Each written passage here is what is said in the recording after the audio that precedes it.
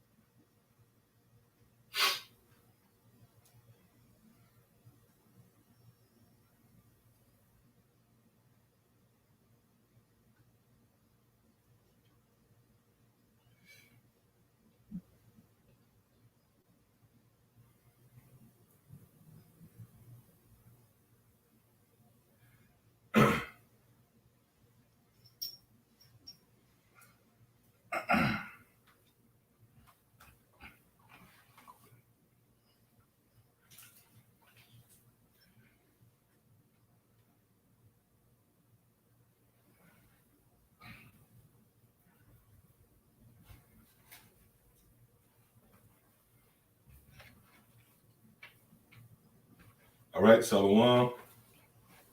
Shalom. With the Brothers of Great Millstone, the church here in Birmingham, Alabama.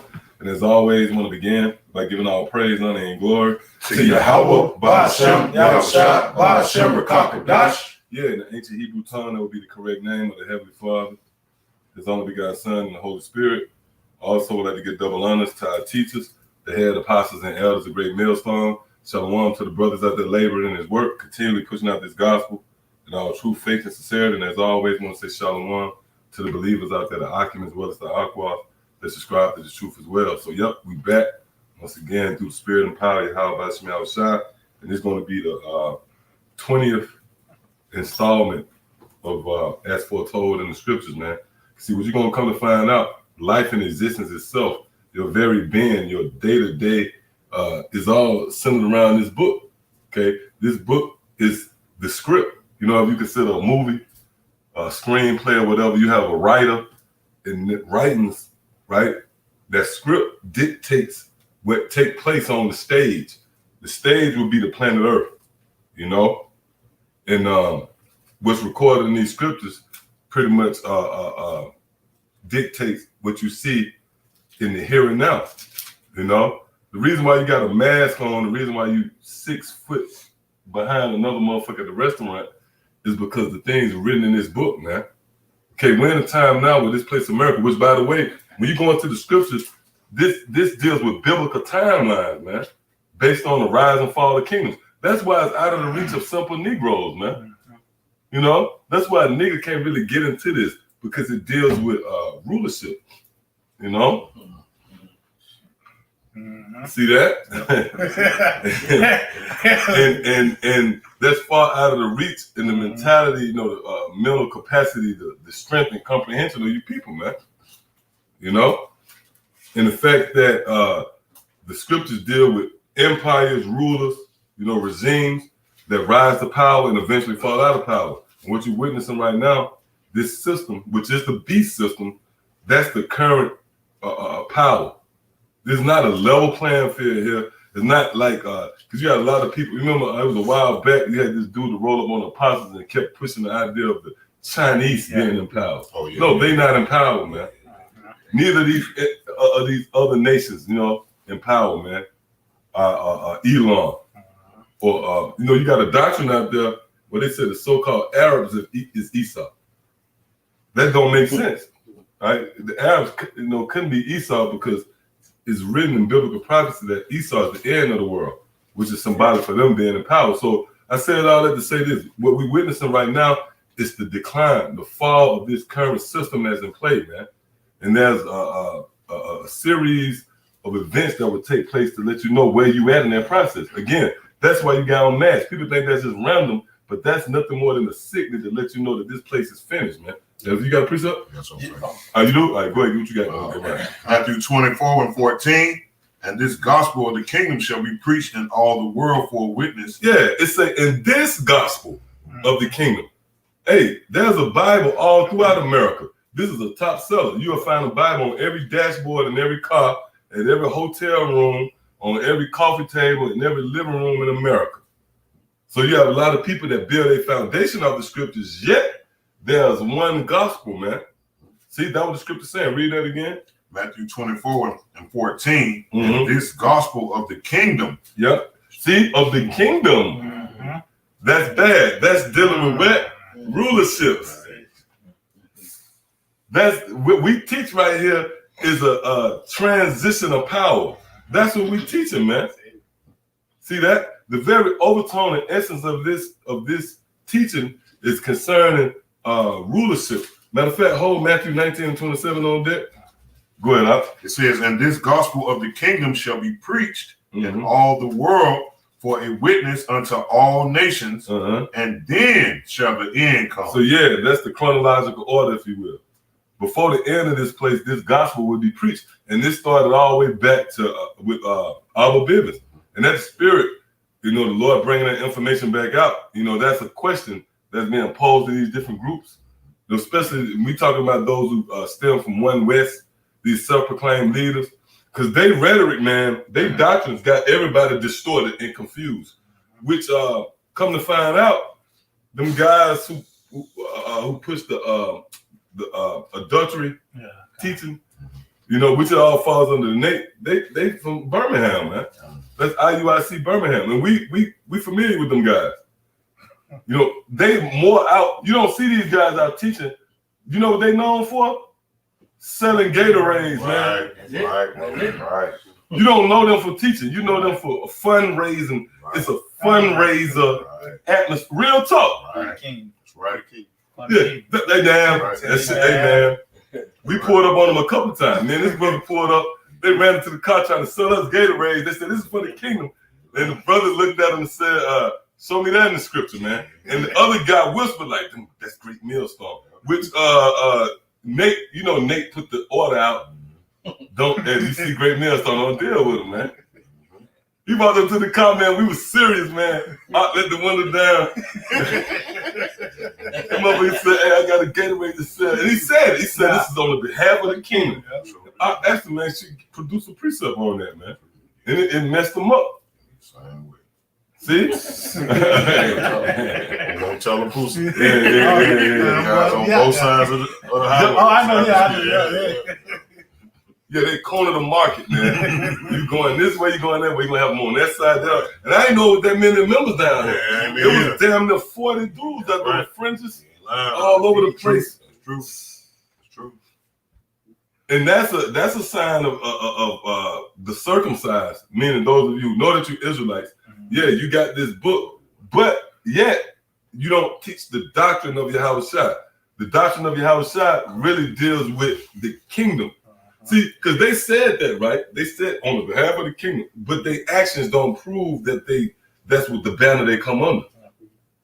Because what we teach over here is not to be acclimated to America, not to be inserted, tied in, and entangled with this place, America, man. What we push forth is the overthrow of this place, man. All right?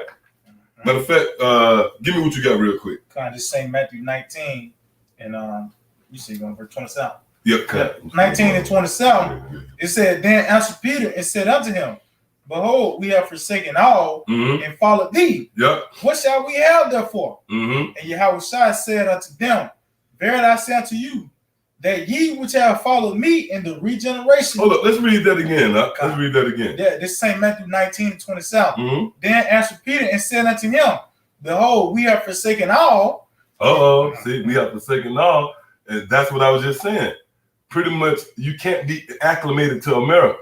You have to forsake this place.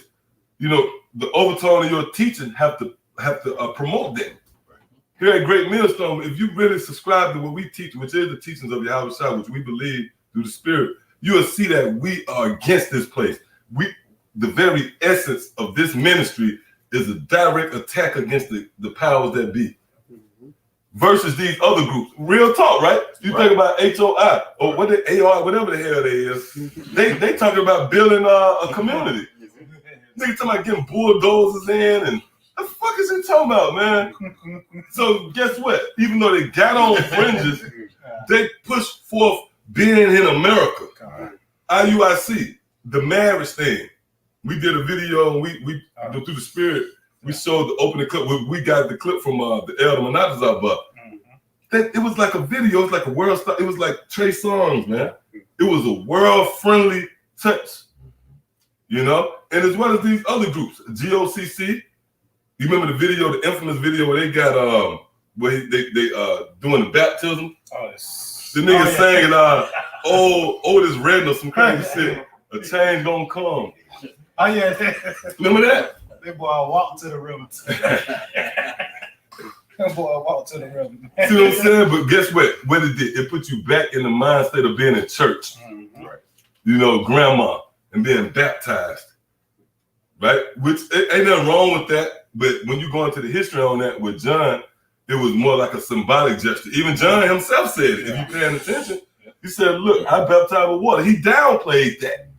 He said, I baptize with water, but there won't come after me that will baptize with the Spirit and with fire. And you know what that really was going into? Really the time we're in now.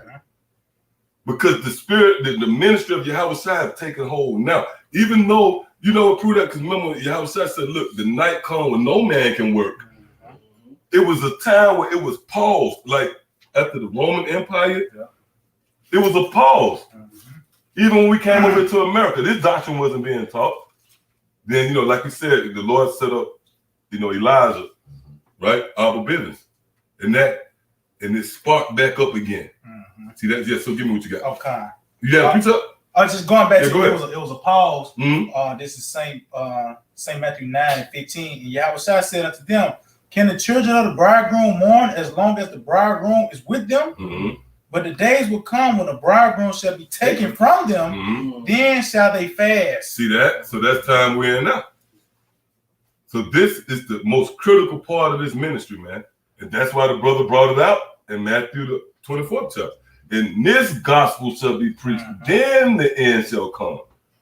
Because really, when you think about it, this gospel, us, you know what I mean? Gracious, this gospel right here, right, really wasn't preached 2,000 years ago. Was they teaching about the chip? They weren't teaching about the chip 2,000 years ago, just to frame it. All right? So, yep, there was no nothing to go back to Matthew 19. Back St. Matthew 19:27. It said, then answer. Although it's the same gospel. Right. It's the same gospel. You know, you got to qualify certain stuff. Well, it gets simple, you know what I mean? But it's a seed. Everything with the Lord is a seed. He's the husbandman, the planter. So everything happens. Everything in life. Ain't nothing you can think about that just abruptly happen. If you, let's say you got a restaurant, Jack's. It started off with some nigga signing a contract and getting the bulldozers out there, man. Then it eventually grew. Everything you think of, real talk, what could you think of that don't grow, man? So even this ministry, it grew over centuries, man. Yahweh Shai, you know, the king, he planted that seed. That's Solomon, man. You know, that's that wisdom. Matter of fact, give me real quick. Let's show you what wisdom is about.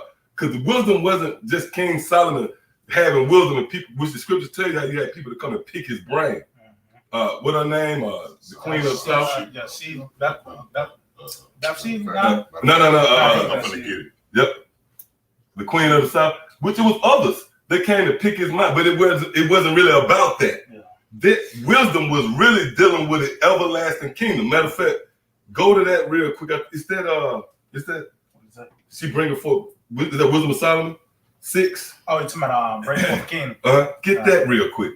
Hey, let's see. Is that a different wisdom? No, that's really the same wisdom that was given to King Solomon outside. Go ahead. Yeah, this is Wisdom of Solomon. Wisdom of Solomon 6:20. Therefore, the desire of wisdom bringeth to a kingdom. What kingdom? Because you remember when Yahweh Shai, he asked the Lord in 2 Kings, was that 1 Kings, the 3rd chapter?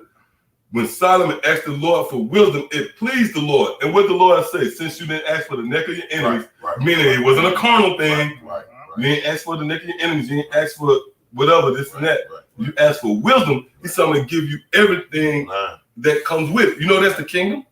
Do not the scriptures say, seek ye out the kingdom, then everything will be added. That's what they go back to, man.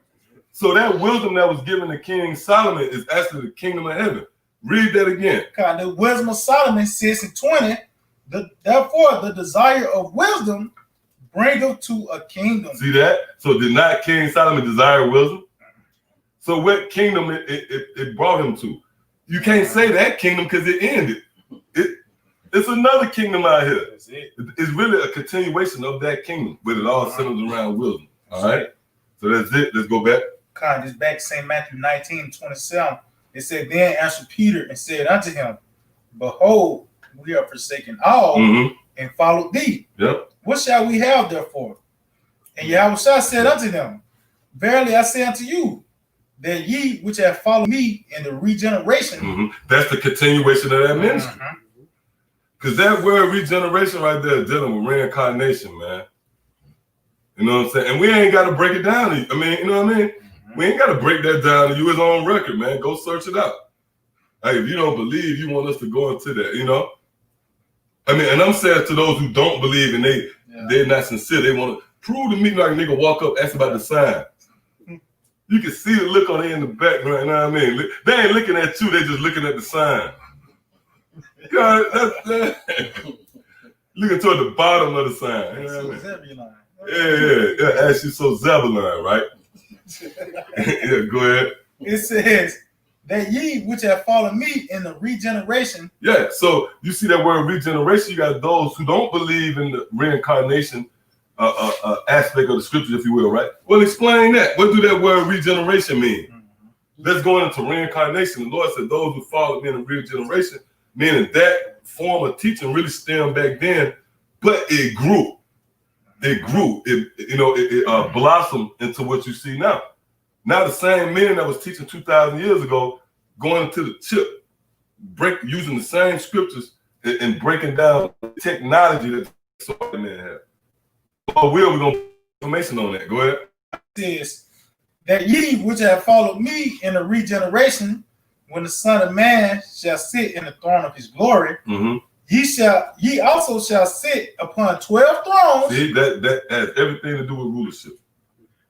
Sit on 12 thrones. Go ahead. Judging the 12 tribes of Israel. Judging the 12 tribes of Israel. So that's heavy, man. We have embarked on somewhat of a treasure hunt for the treasures of King Solomon.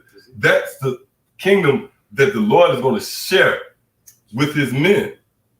He's going to share that kingdom. And them men go all the way back. They didn't just pop up. That's the regeneration aspect of it. These the same men that was inquiring.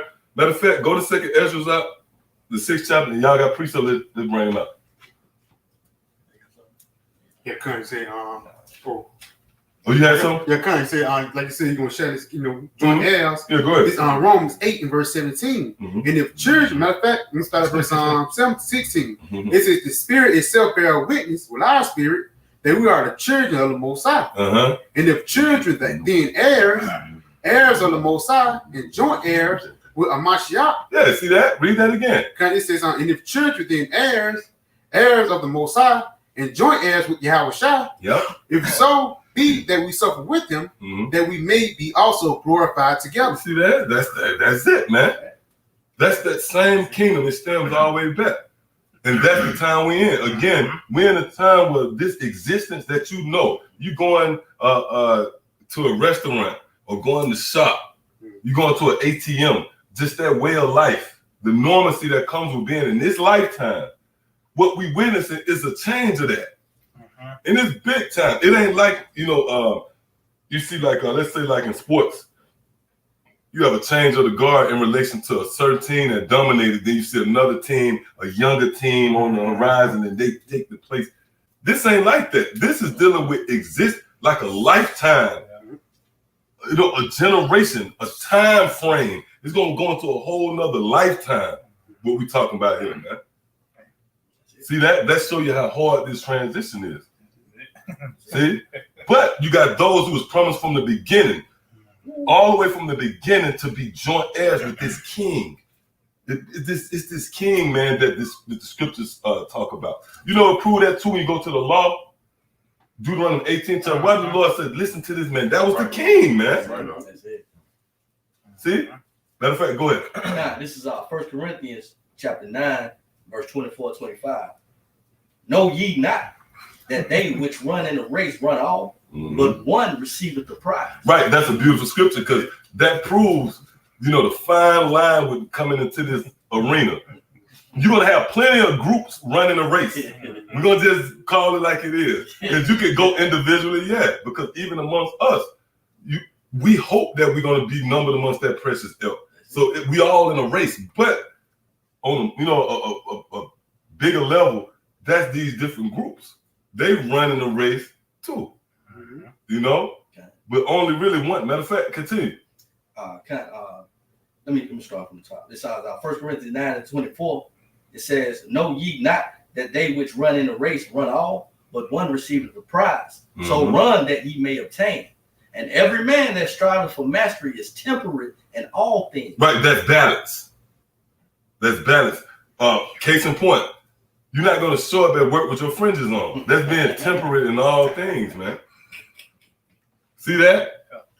That don't necessarily mean you just hold it together. You know, that's a level of, that's a part of it. You know, sometimes you just might lose it in the spirit. The spirit of the Lord flare up on you. And you don't even think about that person too much. You might talk about them a little after that. And after that, you don't even remember them no more, man. That proved that it wasn't nothing personal. It wasn't you. But that being temperate is what, again, being balanced. And that's required in this truth. Oh, you know that the spirit, we briefly touched on it at camp. If you don't go and watch a game or something like that, you'll lose it. Because this is like a burden. This truth, it's a stone. But you can use that, either that stone can wear you down and crush you, or you can use that same stone to be as the defense. See? Go ahead. 1 Corinthians 9:25, "And every man that striveth for mastery is temperate in all things. Now they that do it to obtain a corruptible crown, but we an incorruptible." And that's the spirit. The spirit made me bring up the example of sports. Them guys that work out, and they work out, and one of the best stories is really the Chicago Bulls story they show you on the documentary, where they was falling short against different teams, Detroit, but then they worked their ass off to overtake those who was at the top at that time, but it was for a corruptible crown. They got rings, they got the trophy. That shit gonna get burnt up, man. But what we striving for is an incorruptible. See that? So that's that kingdom. That's that wisdom that was given to Son. You think? Yeah. Hey, think about it. Our Lord Yahweh, through His Son Yahweh Shah, right? When He was pleased by that question, you think it just went away? I mean, real talk. Like, if the Lord was pleased about something, it just was just for that moment, and that's it. If it pleased the Lord, that means it was a serious reward to that. That stems all the way to now. So King Solomon pleased the Lord. You think he'll just please the Lord for 40? The Lord give him a 40-year present. They give you that in a damn. Hey, let's say like the motherfucker said, this picture this don't work. 42 years at GMC. You know what I mean? Or he was given a position, at GMC. He's been the executive for 42 years, vacation time. That's so you mean to tell that what the Lord gonna give Solomon? Just a 40-year reign. You please me, I'm gonna give you 40 years to kick, and that's it. No, man. If you please the Most High, that means that matter of fact, let's prove that real quick. Give me, I think that's Luke 12:32. Get that real quick. Because did not the scripture say it pleased him, right? That this pleased the Lord. Give me that. This is Luke chapter 12, verse 32. "Fear not, little flock, for it is your Father's good pleasure." See, read that again. Luke 12:32. "Fear not, little flock, for it is your that little flock that's dealing with us. Go ahead. For it is your Father's good pleasure to give you the kingdom." To give you the kingdom. So he was pleased, right, with what King Solomon said, and that was the kingdom. So that's the same with us. That's that wisdom. Matter of fact, read that back in Wisdom of Solomon, the 6th chapter. Y'all got a precept? I got a precept. Go ahead. Yeah, going back to that kingdom being within your mind. This is Luke 17:21. It says, "Neither shall they say, Lo here, or Lo there, for behold, the kingdom of the Most High is within you." It's within you. It starts with a thought. The kingdom is a idea, is a teaching. First. See, that means it's within you. The kingdom, matter of fact, real quick, Salakia, give me what the king, the house of David will be amongst the Gentile. Give me that. Okay. The kingdom is amongst you. It's kings out here in Babylon, man. You know, and in the spirit world, the governing body. But the kingdom starts with this teaching. You know, and you know when you consider like remember Alexander, and when they came into power, they took down the Persians. Those was really kings in waiting. They was the next rulers in waiting. It wasn't manifest till they actually took down the Persians. But those men was out there, you know. I mean, just as an example. Mm-hmm. So it's the same with this new kingdom that's coming. Those men is already in place. See, go ahead. This Micah 5:8. And the remnant of Jacob shall be among the Gentiles. See, and the remnant of Jacob will be among the Gentiles. Go ahead. In the midst of many people, as a lion among the beasts of the forest, as a young lion among the flocks of sheep. See that? That's that power. Yeah, go ahead. Who, if he go through, both tread down and tear in pieces, and none can deliver. So you actually have a power, right? That's amongst the Gentiles, just scattered out here amongst the people. You're in the grocery store line with a member of the house of David, man, and you don't understand the seriousness of that. That vibration, that house goes back to the highest power conceivable. And it's promised that those will be the men that are ruled forever. But they here, you know? All right, so that's it. That give me wisdom of Solomon. We're going to go back to what you got, Tazai. Okay, back wisdom of Solomon 6:20. Therefore, the desire of wisdom bringeth to a king. See that? So that means that this kingdom is within you first. Is an idea, is a teaching, is a doctrine, right? So now let's get what you got. Luke 17:21. Neither shall they say, "Lo here" or "Lo there," for behold, the kingdom of the Most High is within you. Is within you, which is in your mind. This kingdom is an idea. See, go ahead. Hey, it ain't gonna be no nigga going up in the chariots that don't know what's going on. You going up in the chariots? Oh no! You know, you thinking about one of them movies dedicated to UFOs, Independence Day. Yeah. You can think about that going into the chariots fighting. No, man. Those are gonna go up. You're gonna know exactly what's going on. You know, that's gonna be your desire. So meaning what? That has to be in you. That teaching, that idea got to be in you. See, for you to even qualify to be partakers in that first resurrection, which is going to be the next rulers to govern over the planet Earth. And again, it all goes back to what's taking place now here on the planet Earth. This change of your normacy, that's all an effort to prove what we teaching right here is valid. Because if this kingdom go down right, what's next? Now you do have other regimes out there that believe they're gonna be next, like China, the Chinese.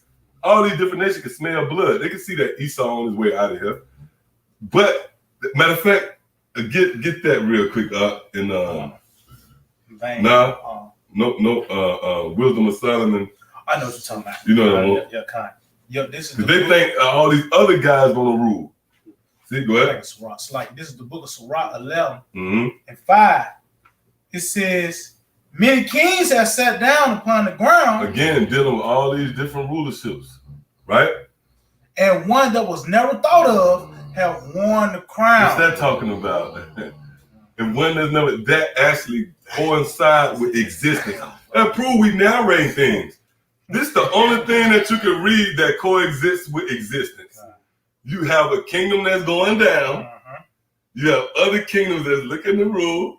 Then you got guys telling them it's gonna be us, and it don't look like it's gonna be us. See that? Do not that make sense? Don't it all come together? Read that one more time, huh? God, this is Sirach, Ecclesiastes. Hey, the truth is simple. This is so simple. It makes so much sense. You know, that's why we know there's a power that's blocking guys from understanding what this is about. Go ahead. Ecclesiastes 11:5. It said, many kings have sat down upon the ground, and one that was never thought of have worn the crown. Come on, so that only ties in with what we teach. It don't tie in with what Christianity teach, or you know, it only or not. We saying we're gonna rule with the Lord. Lord will. We want to rule. We want to beat the shit out of our enemies. We want to have redemption and wear a crown. Do not we teach that? Right. So why the scriptures say that? Why the scripture says guys that was never thought of gonna wear the crown. That proves that this is real, man. And it coincides mesh with life. That's why it's simple to teach. Go ahead. God, 1 Peter 5:6. Humble yourselves, therefore, under the mighty hand of the Most High, Yep. that He may exalt you in due time. They may exalt you in due time. That's heavy because that word, matter of fact, you give me that? Ecclesiastes, the 10th chapter. In due time. Right? So what we know about America, you know, especially us being in the know, we know that time is what contributes. See how it all makes sense? In due time, America's not going to function anymore. It's on life support, man. In due time, the dollar crash. You can't tell them they won't because if you go into these different stores, they just abandoned the coins. They tell you straight up. I went to 3 stores. The last couple of days, whatever store I went to, it was a coin issue. Right. With my cat, it was a coin issue. And the spirit had it where they were just like, don't worry about it. They just gave me the correct change, you know? But that's a key point to what this place is on time. You see a person that's shot, you know, so many times, shot up, and walk in the room, you hear beep, beep, you know what I mean? IV. You like, man, it's a matter of time, man. So somehow. Yeah. And I just say, even hypothetically, if he bounced back, it's still based upon time, man. So that's why we know, but we know in this case that he's not going to bounce back. That's it. So he's on life support, and the time is what's going to dictate. You know, it's just a matter of time, right? Go ahead, I'll read that one more time. God, 1 Peter chapter 5:6. Humble yourselves, therefore, under the mighty hand of the Most High, that He may exalt you in due time. He may exalt you in due time, right? So that's dealing with those same men we read about. Go ahead. God, this is Sirach, Ecclesiastes 10:4. The power of the earth is in the hand of the Lord. And in due time. See, there you go. And in due time, go ahead. He will set over. Hold up, he will what? Set over he it. will set up. Matter of fact, somebody get Daniel the 4th chapter. The 2nd chapter. And the 40. And go to the blue letter on that. Go to the blue letter on that. We're going to get to the bottom of this, man. You know what I'm saying? All right, come on, read this again. God, this is Sirach 10:4. The power of the earth is in the hand of the Lord. Right. Meaning, proving everything is centered around rulership. The power of the earth, meaning those who come into power, is actually in the hand of the Lord. Right. He's the one who meshed, you know, and fashioned the rulerships. That's why they have dramatic ends. The Lord write it, He penned it. It's exciting, man. But you have certain kings, like the ancient Babylonians, that was a splash, man. They went out, it was a surgical strike. They was drinking, they was kicking it, and the Persians came in there and overthrew them. So the power of the earth is in the hand of the Lord. Matter of fact, continue. It says, the power of the earth is in the hand of the Lord, and in due time He will set over it one that is profitable. Right. So in due time, the Lord's going to set up that same rulership, that king, which goes back to King Solomon. That's the one that's going to be profitable. Did not peace. That's the only time we have peace here on the planet Earth. You know, in relation to a reign, a rulership, no war, nobody. You know, your enemy's already pretty much subdued, if you will. But there's no threat. You know, that means that the king that was over that, he was profitable, man. So that's why Scripture set up a king that's going to be profitable, and his regime that's going to deal with the 144,000. You can get that too in the 4th chapter. Go ahead. I get a real quick precept. I got it. The Daniel, we got the blue letter on it though. All right, go ahead. 2 and 44. Yep, 2 and 44. You got that, Daniel? I got on the book. I don't got on. Okay, we got you over here. All right. This is the book of Daniel. No, let Art read and you just get the get on the blue letter. This is Daniel 2 and 44. And in the days of these kings shall the Most High of heaven set up a kingdom. Don't let see that might went over here. Set up. It said in the days, see, in the days of those kings, the Lord shall set up, right? Read that again. And in the days of these kings shall the Most High of heaven set up a kingdom, which shall never be destroyed. Which shall never be destroyed. See that, man? That's the next regime. That's the next governing body right there. There's a kingdom that's going to come after this existence. And again, you can see where this You can't argue the fact that it looked like this system is falling. Right? Go ahead, continue up. And the kingdom shall not be left to other people, but it shall break in pieces and consume all these kingdoms, and it shall stand forever. That's it. That sentiment is echoed in Revelation, the 2nd chapter. Deny our Lord say he's going to break the nations. They're going to be broken in pieces to shivers. Right? Well, that's dealing with what we read right there in Daniel, the 2nd chapter. Where the Lord said in those days, he's going to set up a kingdom. Now, with that said, let's look up this word set up. Because the Lord said he's going to set up a kingdom. All right? In the Strong's H69, Strong's H6966, Quam, it says to arise. Yeah, to arise. That was the first steps. You know? We was dead, we was laid down, and we arose. You go into Lazarus and the rich man. He was laid down at the gates of the rich man here in America. But then eventually he rose up, man. You know? Yep, go ahead up. It says, stand to arise from, to come on the scene. Up to where? To come on the scene. To come on the scene. So the Lord said when he's going to set up a kingdom, that means there's going to be men that's going to come on the scene. Click on that word scene, see what it gives you. I got a precept too. Go ahead. Yeah, this is the book of 1 Samuel, chapter 2 and 8. He raised them up. See? The poor out of the dust. Don't that sound like Lazarus and the rich man? He raised up the poor out of the dust. The key words there will be raise up. See? Go ahead. And lift them up. See? And lift it up. The beggar from the dunghill. To set them among princes. See, that's what it's all about. It's all about rulership. That's why this current rulership is being overthrown to make way for the ushering in of this kingdom, man. See? Go ahead.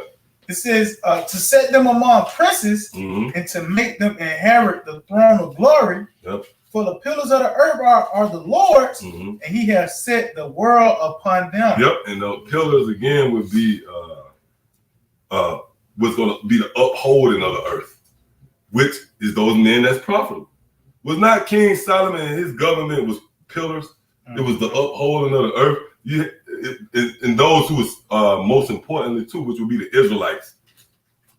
That's what it really all goes. That's why the scriptures say what the earth was made for our sake. So really the upholding of the earth is the upholding of Israel, us being in a better condition, man. And the only time that happened was at King Solomon, when you really go into it. Now I think that's 1 Kings, the 4th chapter, it goes into how all of Israel dwelt safely. It tells you that under King Solomon, it said all Israel dwelt safely under their own fig tree. And they, matter of fact, get that real quick. It's 1 Kings 4, I believe, and 20, I think. Or 21. Go ahead. Get some real quick. It's on Isaiah 45:17. It says, but Israel shall be saved in the Lord with an everlasting salvation. Ye shall not be ashamed or confounded, world without end. World without end. So Israel is a world. This is a world. Again, America, this beef system, what you eat, how you enjoy yourself, your entertainment, that's a world. You know? So Israel is going to be a world without end. And that's starting with our Lord Yahushua leading the charge with the elect men, 144,000. All right? Which you're going to have the 1/3 to get saved, women and children. But the rulers is going to be 144,000 men. Just like you got this system. Even though these devils slick, fuck you, why you won't tell us you ruling, man? You got motherfuckers ruling, pulling string. We don't know who the hell that. We know now through the spirit. But you don't know who these niggas is, man. That's not going to be the case with the kingdom of heaven, man. You know? But the point is what they got a governing body in this world, in this system, and the kingdom of heaven going to be the same way. All right, go ahead. 1 Kings 4:25, and Judah and Israel dwelt safely. See, and Judah and Israel dwelt safely. Go ahead. Every man under his vine and under his fig tree. Right, every man under his vine. You see that? meaning they had their own source of income. When you just to simplify it. If you got your own vine, your own fig tree, that means you producing. You know, right? Go ahead. From Dan even to Beersheba. Yeah, continue. All the days of Solomon. Yep. See, all the what? Days of Solomon. Come on, man. That's the only time that they flourish like that. You know, on that level. You know, you can go back to Adam in the time, you know, which is the same spirit. Eden, is not that the same spirit with peace, you know? And it's the same thing. In his situation, you had the women, you had Eve, and that dynamic. Then right here with Solomon, you know, you had that dynamic. So, but in this kingdom, everything is going to be perfect. That kingdom is not just going to go away, man. It was based upon wisdom and life. Oh, even Adam would say breathe breath and breathe life. That was wisdom, man. Right. You got something going on there? Okay. All right, go ahead. It's 1 Corinthians chapter 15. There's a bit on this, starting at 22. For as in Adam all die, even so in Hamashiach shall all be made alive. But every man. Well, why those two? Because that's the same spirit. He reconciled, everything was made right through Yahweh Shai. You know? Go ahead. Verse 23, but every man in his own order. Hamashiach, the first fruit. Yep, every man in his own order. That's dealing with their governing body. You're not going to come and usurp a man who the Lord got set up in the spirit to be in a certain order. They're not going to help. And that rank, if you will, you know, that order, it spills over to the kingdom of heaven. And it was all sanctioned by the Most High. That's why, you remember when the brothers asked Yahweh Shai, who's going to sit on the right hand and left hand? They was talking about their order, man. Yahweh Shai said, look, man, that's up to the Father. See? That let you know that they was going into in-depth things going into the kingdom of heaven, man. So that's that order. You know? Go ahead. It says, verse 23, 1 Corinthians 15 to 23. But every man in his own order, Hamashiach, the first fruits. Mm-hmm. Afterward, they that are Hamashiachs at his coming. Mm-hmm. Then cometh the end, when he shall have delivered up the kingdom of the Most High, even the Father, when he shall have put down all rule and all authority and power. Yeah, so the Lord, you're going to have those are going to be put down, you're going to have those going to be exalted to rise up. Go ahead. That's it. Verse 25, for he must reign till he hath put all enemies under his feet. Yep, see that. All right, so go ahead. Verse 26.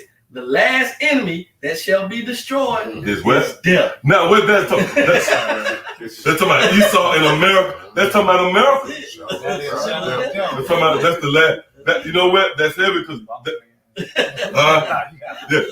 that's the stronghold. You know, like this said, if you fight, you go to war, then you get to the stronghold.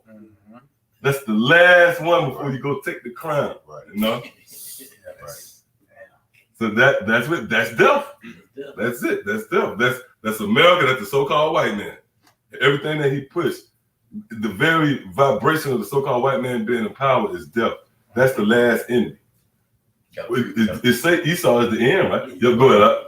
Yeah, this Revelation 1:18 says, I am he that liveth and was dead, and behold, I am alive forevermore, among and have the keys of hell and of death. Yeah, Yahweh Shai. So he had all power, man. You know? So the Lord gonna turn off the switch of hell and death. You're not gonna feel the sting of death anymore.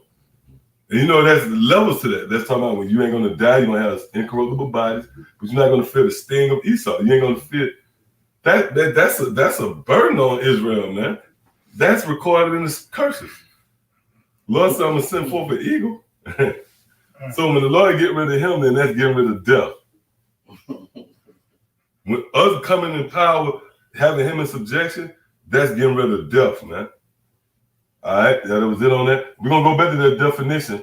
Go back, matter of fact, go back to set up. Then you can click back on scene.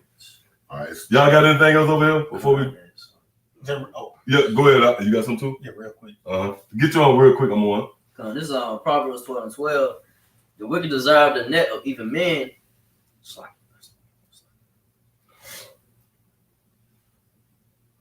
go ahead. Well, just going back, Spirit, you going back to that set up. Mm-hmm. It's the Lord that's doing it. This is Proverbs 8 and in verse 15.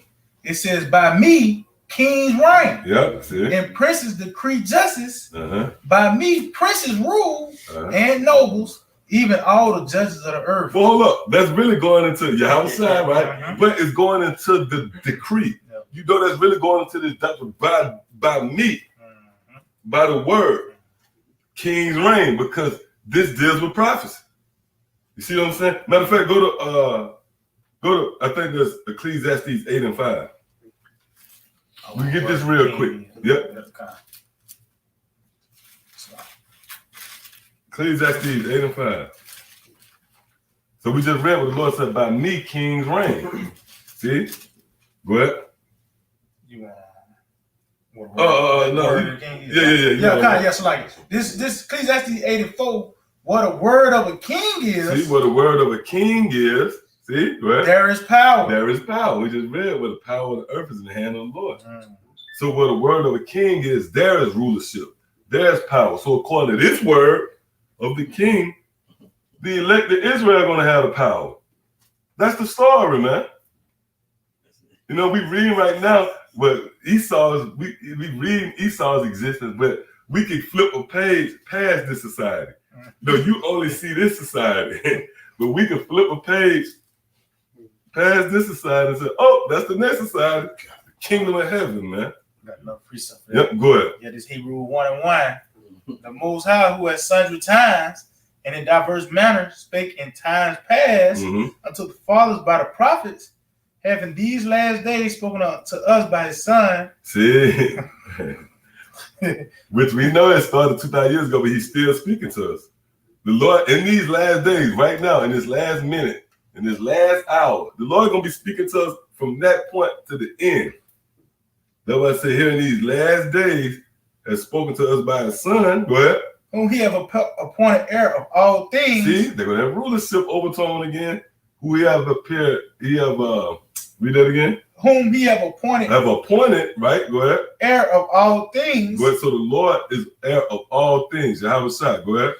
By whom also he made the worlds. And those worlds is dealing with different empires and kingdoms and rulership.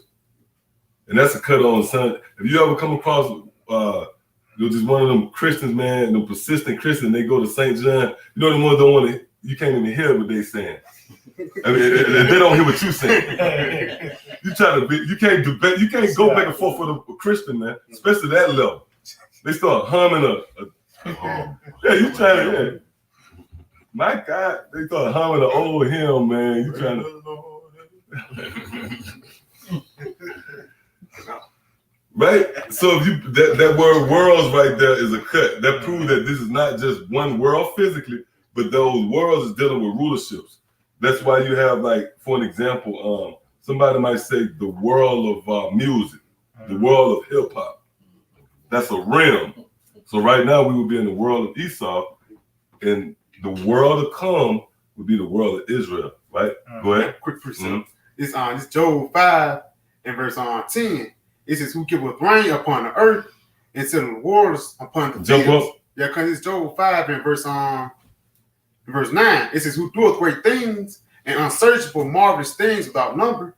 Dealing with our Lord, right? Go ahead. It says, who giveth rain upon the earth and send waters upon the fields to set on high those that be low. Right, and that's heavy. It said to give it rain. What's that rain? That's talking about this knowledge. Read that again. It says, who giveth rain upon the earth and send the waters upon the fields to set up on high those that be low. Yep, that's the wisdom that leads to the kingdom. So the Lord gave us this understanding to set us up on high. Go ahead.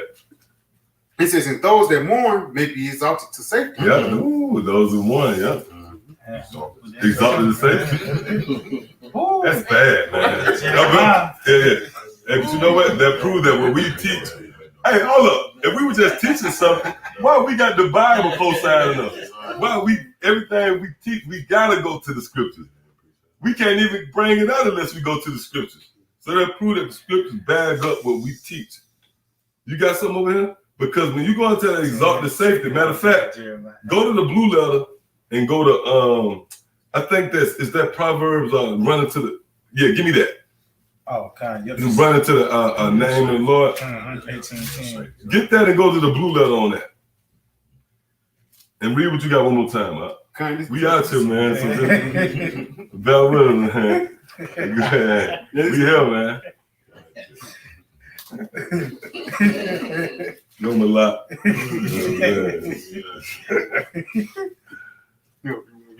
Yeah, read that one more time. Job 5:10, who can rain upon the earth and send the waters upon the fields, to set up on high those that be low. See, go ahead. And those that mourn may be exalted to safety. See, so it's to set those up on high. In order for you to reign in that first resurrection, you got to be delivered first. That's really. I'm not talking about you just a guy that's content. See, right now I'm pretty sure I can speak for all y'all guys. If you sincere, if you up in here, man, you ain't here for a consolation prize. We too deep. We here for the crown now. Right. That's what we want, man. Right. We ain't just those guys. Just man, the kingdom gonna be. No, man. We want to be with our Lord. We want to see outside, be delivered, and be crowned by our Lord, man. We want to be joined to our Lord, which by default will make you the king. So in order for you to do that, in order for you to be the king, you got to go through that process.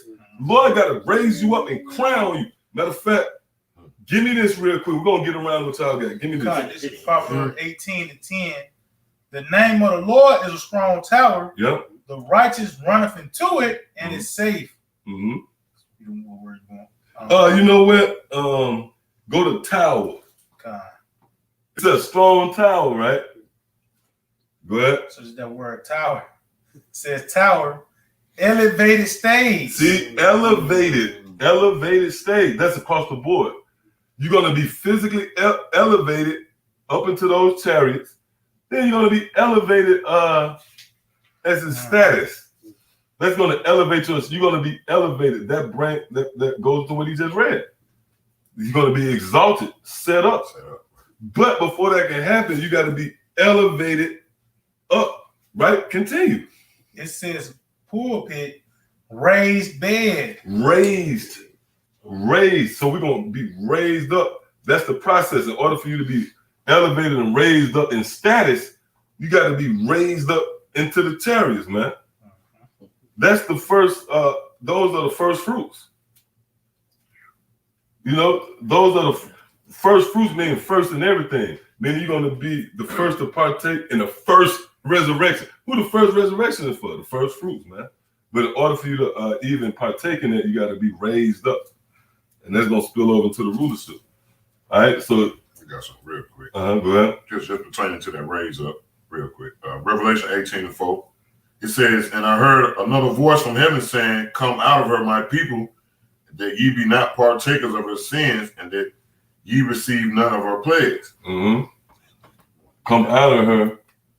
That's it. Yep, come. Okay. Oh, what you want that? Okay, Con, you got something? Yeah, just going back there, raise up again. It's that Jeremiah 16 and 14. It says, therefore, behold, the days come, said the Lord, that it shall no more be said, the Lord liveth that brought up the children of Israel out of the land of Egypt. But the Lord liveth that brought up the children of Israel from the land of the north. So the scripture said the Lord no longer liveth, the Lord brought up the children of Israel from the land of the north, right? Go ahead. It says, and from all the lands where they have driven them. Right, because you got the elect, they're going to be scattered all over. Go ahead. And I will bring them again into their land that I gave unto their fathers. So let's go into the word brought up.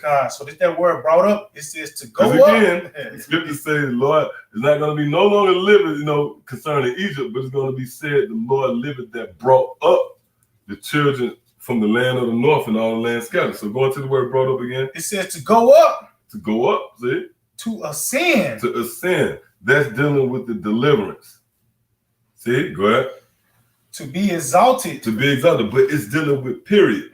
Once you go up, be delivered, in those chariots, you're gonna ascend in status. You're gonna ascend, you're gonna be exalted in status. That's gonna mark you as being the next rulers. Those men who go up and exalted, that's the Lord confirming. These are the ones that's gonna be high and lofty.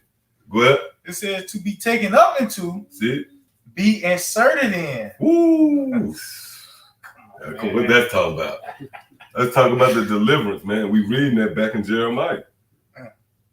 See, that's so it all comes together. It all, sinks together. You got something out? All right, go ahead. It's on Luke 1:52. Yeah, he had put them down the mighty from their seats. Mm-hmm. The Lord put it down the mighty. Go ahead. He had put it down the mighty from their seats and exalted them a low degree. Yep, and exalted them a low degree. That's the process of it, man. And the so-called white man is exalted, but that's going all the way into prior kings. Those men was exalted. They was in power. And it was the Lord himself that brought them down, man. Now, he used other regimes to topple other kingdoms, right? But it was all based upon the intents and purposes and plans of Yahweh Shema Shah. And according to the Lord's good pleasure, which we read in Luke 12th chapter, where the scripture says the Lord's good pleasure to give you the kingdom, right? That's his intents and purposes. He's going to bring down this rulership to give it to us, man. See? All right? Let's go around. You got something? You got something? Yeah, I got something. All right, go ahead. It's going into being exalted. It's Matthew 23:12. And whosoever shall exalt himself shall be abased, and he that shall humble himself shall be exalted. Yeah. And they're dealing with us because we have been humble. And that goes, I think you brought it out earlier, 1 Peter 5. Humble yourself under the hand of the Almighty, you'll be exalted in due time. And it makes all the sense in the world. You can't exalt somebody that's already on top. Neither can you abase somebody that's already at the bottom. The only next move it could be is you got to come down and we got to come up. All right? Come on, what you got? Yeah, just going back because it start off with wisdom. So this is Proverbs 4, the point of verse 8. I'm going to start at 7. It said, wisdom is the principal thing, therefore get wisdom. And with all I get understanding, exalt her. Exalt her, right? And that's what we're doing in the spirit. And that's what it was foretold for us to do. To exalt wisdom in the time of misinformation and disinformation, man. To display light, enlightenment in the time of darkness. That's the sign of those men that will be the next rulers. They'll be pushing forth. And again, this kingdom right here, man, and the principles, if you will, of this kingdom is nothing like this kingdom. The legislations and laws and rhetoric of this man, it devours you. That's why when you read Revelation the 13th chapter where it says spake like a dragon is a fire-breathing specimen, man. Meaning whatever he pushed forth out of his mouth kills you. What we push forth is life. See? Go ahead. That's why the scriptures say truth shall quench. Because what he pushed out is a fire-breathing, devouring. It says, so this kingdom, this rulership symbolizes life. That's Proverbs the 29th chapter. When the wicked is in rule, the people mourn. When the righteous is bear rule, the people rejoice. See? Go ahead. It said, exalt her, and she shall promote thee. Yep, see? Exalt her, and she shall promote thee. She shall bring thee to honor when thou dost embrace her. See? What's that talking about? They're talking about when you come into this thing, you fully embrace wisdom, then that means you're going to be exalted. That means you potentially one of the men that the Lord chose to rule beside him, man. To be the next rulers to reign. Go ahead. It says, she shall give to thine head an ornament of grace, a crown of glory. Yep, a crown of glory that symbolizes rulership. Shall she deliver to thee? She shall deliver to thee. See? That also links up with Ecclesiastes 1:18, Revelation, the 3rd chapter where the Lord said, let no man take your crown. All right? Quick precept. Go ahead. Because Proverbs 3, verse 13, happy is the man that finds wisdom and the man that getteth understanding. Yeah, you got it. You got it. Okay, like you said, man, you get this knowledge, wisdom, understanding, you be happy, man. You got to embrace it, man. It's like a woman, man. You love a woman, she gonna love you. You get her time, she rewards you. Right. The same thing with this truth. Right, you got it. Yep. Read it one more time, huh? Because it's Proverbs 3 and 13. Happy is the man that findeth wisdom and the man that getteth understanding. Yep. Happy. Meaning ultimately, you're gonna be happy. That's gonna be your permanent state. That's dealing when you get the new bodies, man. You're gonna be joyous. You're not gonna. The scriptures say we're gonna have no more tears. right now you still subject to, you know what I mean? Who knows? You might have might shed a tear, you know? That happening in this flesh, you know, in the new flesh, man. You know what I'm saying? It's gonna be a whole nother, you're gonna be like, damn, you know, eyes have not seen what that's gonna be like. Men just joyous, you know? Yep, go ahead. God, this is Sirach chapter 1 and verse 18. The fear of the Lord is a crown of wisdom, making peace and perfect health to flourish. Yep, they're dealing with the health, the new bodies. They're dealing with the peace, the kingdom of Solomon, man. The kingdom with peace was on the earth. See, go ahead. It says, making peace and perfect health to flourish, both which are the gifts of the Most High, and it enlarges their rejoicing that love. Yes. Enlarge your rejoicing. You think we, can laugh now? Or, no, man. The kingdom, man. You're gonna just hear, the Gary's. You're gonna hear the laughs. Strong, powerful laughs, man. The kingdom. Just rejoicing, man. Yep, go ahead. A little bit more. Verse 19, Sirach 1 and 19. Wisdom reigneth down skill and knowledge. Yep, they're dealing with the brother read earlier. She raineth down and watereth down and flood. Isaiah 55. The word of the Lord is like a rain and snow that come down to make the earth, the buds, and the seeds bud forth. The kingdom gonna blossom. See, go ahead. It says, wisdom reigneth down skill and knowledge of understanding, and exalted them to honor that hold her fast. Yep, and exalted them. That hold her Did the hold her fast. Hold fast to the kingdom. Yep. That's bad. Yep, so yeah, we can go back. Tom, yeah, that was it on. Okay, cut. So, all right, go ahead, get what you got. Then we're going It's like, no, you go ahead and get what you get, but well, you got it up. okay, this is the book of Proverbs. It's like Psalms 16, just going back to the kingdom. Thou will show me the path of life, and thy presence is full of joy, and at thy right hand there are pleasures forevermore. Yep, right hand there's pleasures forevermore. So who can really grasp that? That's it. So yep, come on, give me Daniel again, 2 and 44, because I want to get that Baba shot. Yeah, this is Daniel 2 and 44. Mm-hmm. And it reads, and in the days of these kings shall the Most High of heaven set up a kingdom which shall never be destroyed, and the kingdom shall not be left to other people, but it shall break in pieces and consume all these kingdoms, and it shall stand forever. See that? Pleasure forevermore. This is going to be an established kingdom forever.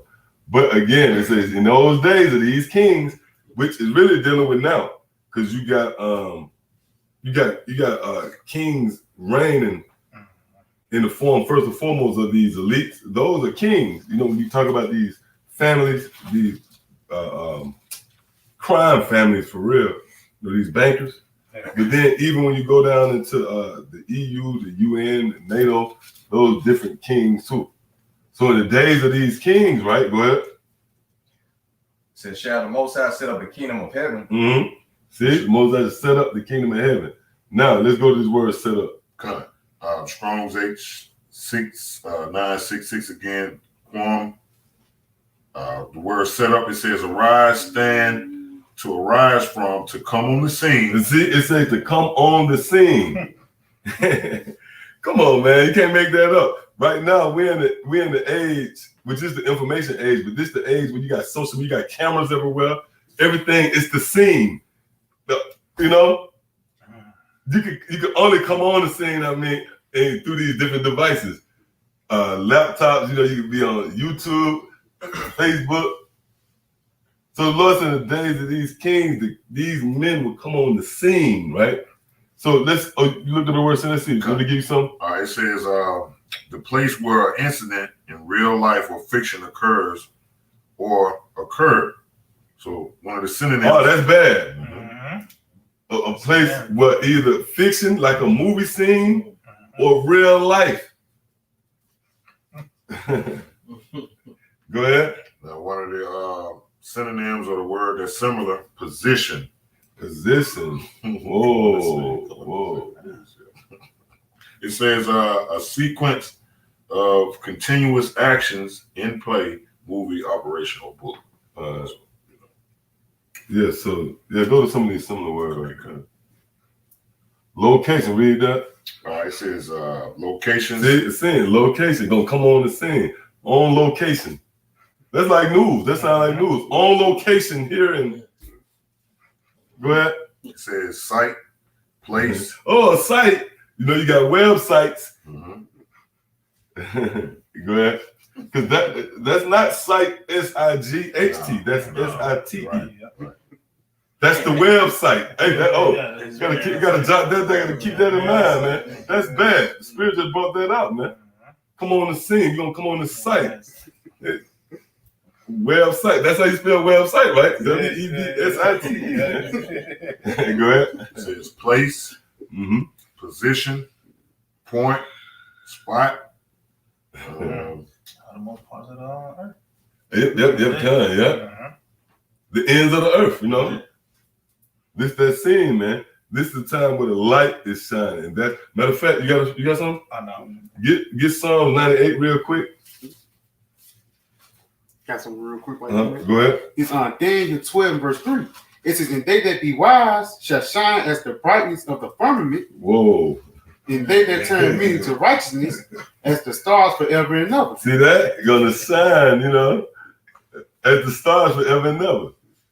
But yeah, you shine, you know, which is gonna again, everything with the Lord, it grows, man. We're not gonna just stay on this level. You didn't stay on the same level before you came in. You move up, right? You're gonna go up to another level. It's not gonna be a time we're gonna continue to, hey, give me a precept. It's gonna be a time we're gonna go up to another level, man. See? So we shining like stars now, but that shining comes from that light, you know? All right, you got something? Oh, the 98, yep. Start at the top and go down to the point. This song, 981, sang unto the Lord a new song. Right, which links up with Revelation the 14th chapter, which when you go to Revelation the 14th chapter, it's talking about the same thing, the rulers. It says the 144,000 stood on Mount Zion. That's the governing body. And it goes on to say they sung a new song, right? So that's what we read right here. Go ahead. It says, "Sing unto the Lord a new song, for he have done marvelous things. His right hand and his holy arm have gotten him the victory. See that? Go ahead. The Lord have made known his salvation, his righteousness." See, that's on the scene. On site, on location. The Lord have made known his salvation. Go ahead. His righteousness have he openly showed. It's like his righteousness have he openly showed in the sight of the heathen. In the sight is wow. His salvation he that made openly known in the sight of all the heathen, man. That's the first process, you know, of the kingdom, pretty much, you know, morphing into the physical manifestation. That's why I started off the lesson with Matthew the 24th chapter. This gospel preached, kingdom shall be preached in all the world. It's going to happen on the internet. Then the end shall come. See, go ahead. That was it. You want to read it again? Yeah, that was it on there. Okay, Yeah. So anybody got something? I got something. All right, go ahead. This Psalm 75:6. For promotion coming neither from the east, nor from the west, nor from the south. Yep, read that again. Psalm 75:6. For promotion coming neither from the east, nor from the west, nor from the south. Psalm 75:7. But the Most High is the judge. Yep. He put him down one. Yep. The Lord put him down one and set him up another. That's that word, set up again. See? And setting up is a process. First and foremost, you have to be at the bottom. And it's undisputed that the so-called Negro, first and foremost, as well as the Latin tribes and the Native American so-called, is at the bottom. So we the only one link up there, and especially when you're concerned in the elect, because to know you at the bottom is more, you know. So we acknowledge that we at the bottom, and it's a certain man, you know, discomfort comes with that, man. Scripture say that with much wisdom, come with sorrow. Yep. All right, so you got to read up? Got something back up. Go ahead. This is 1 Corinthians 15:19. If in this life only we have hope in Hamashiach, we are all men most miserable. Yeah. Woo. Yeah.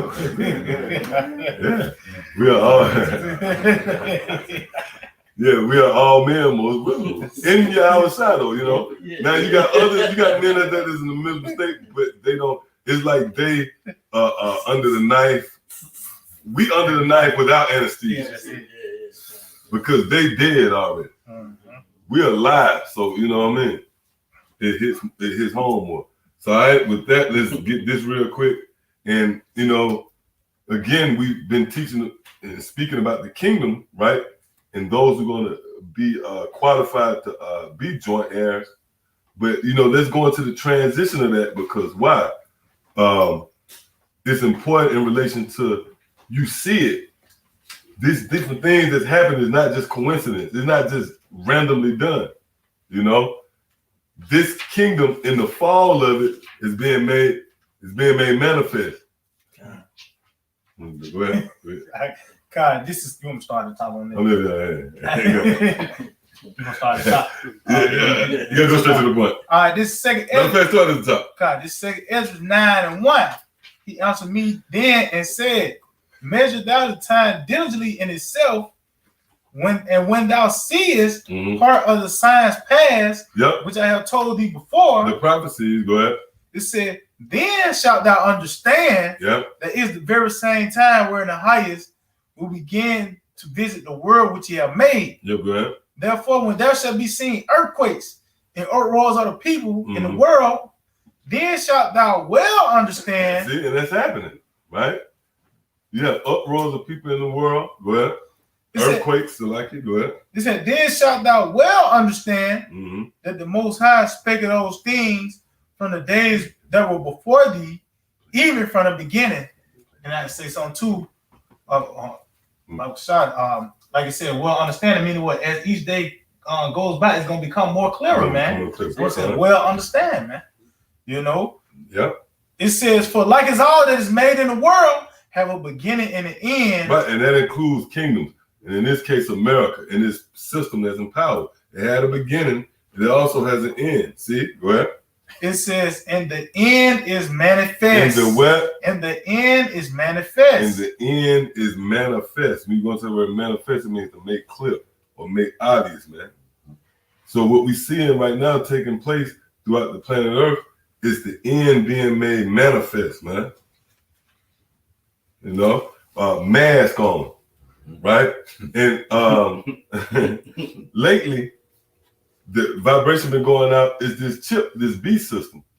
That's one of the signs that we're moving closer and closer to the end. Because once that chip is made mandate and mandatory, then that's going to change everybody's outlook and thinking, man.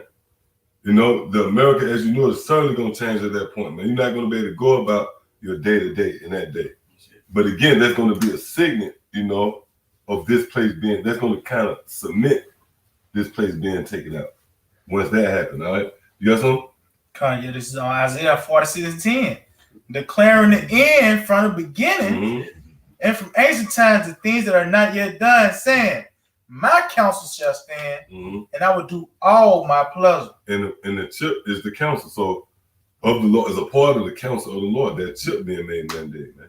As well as everything else you see. So real quick, then you get that on deck. Yeah, Con.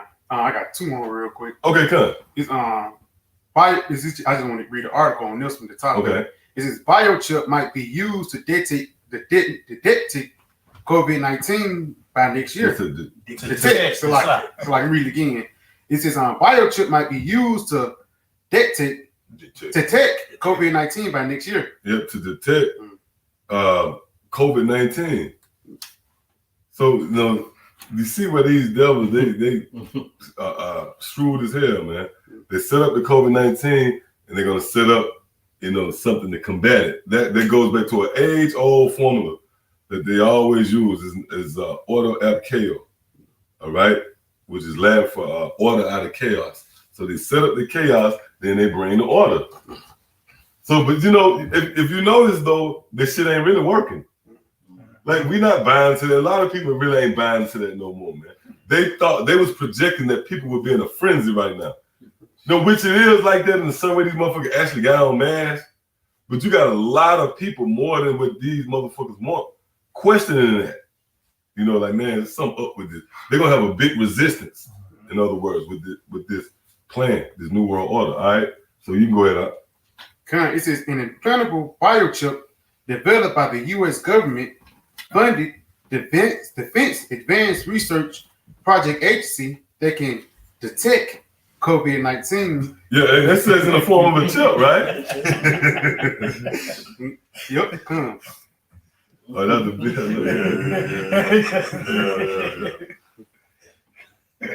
That's bad art. Yeah. It says let me go to the other one. Yeah, The other one real good. Okay, come. All right, but that right there, it says a lot. You can see where the COVID-19 is in connection all of a sudden with the chip, man. Yep, go ahead. Huh? Yeah, this article, it says injectable biochips for SARS-CoV-2 detection close to FDA approval. And I'm just gonna jump down. It says they changed it. I'm gonna go to the middle one. Okay. In the middle of it.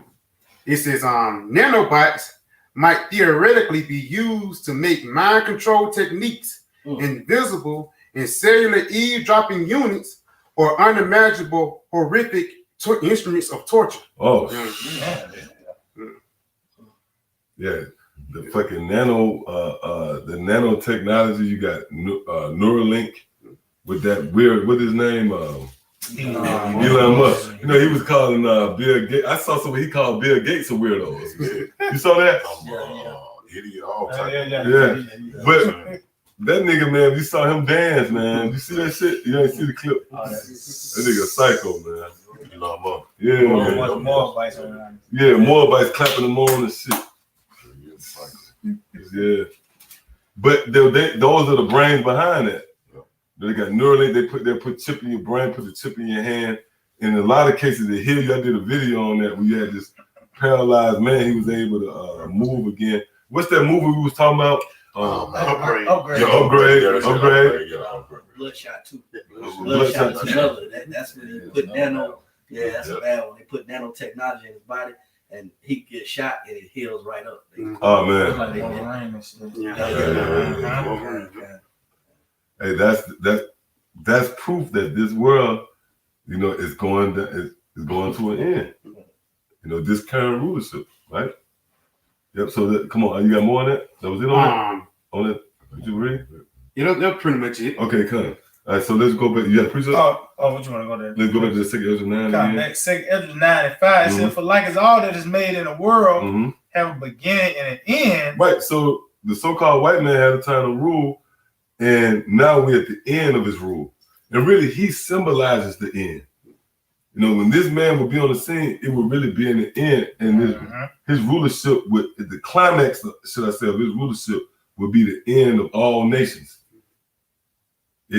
After this man rule, then it'll be the kingdom of heaven being set up. All right.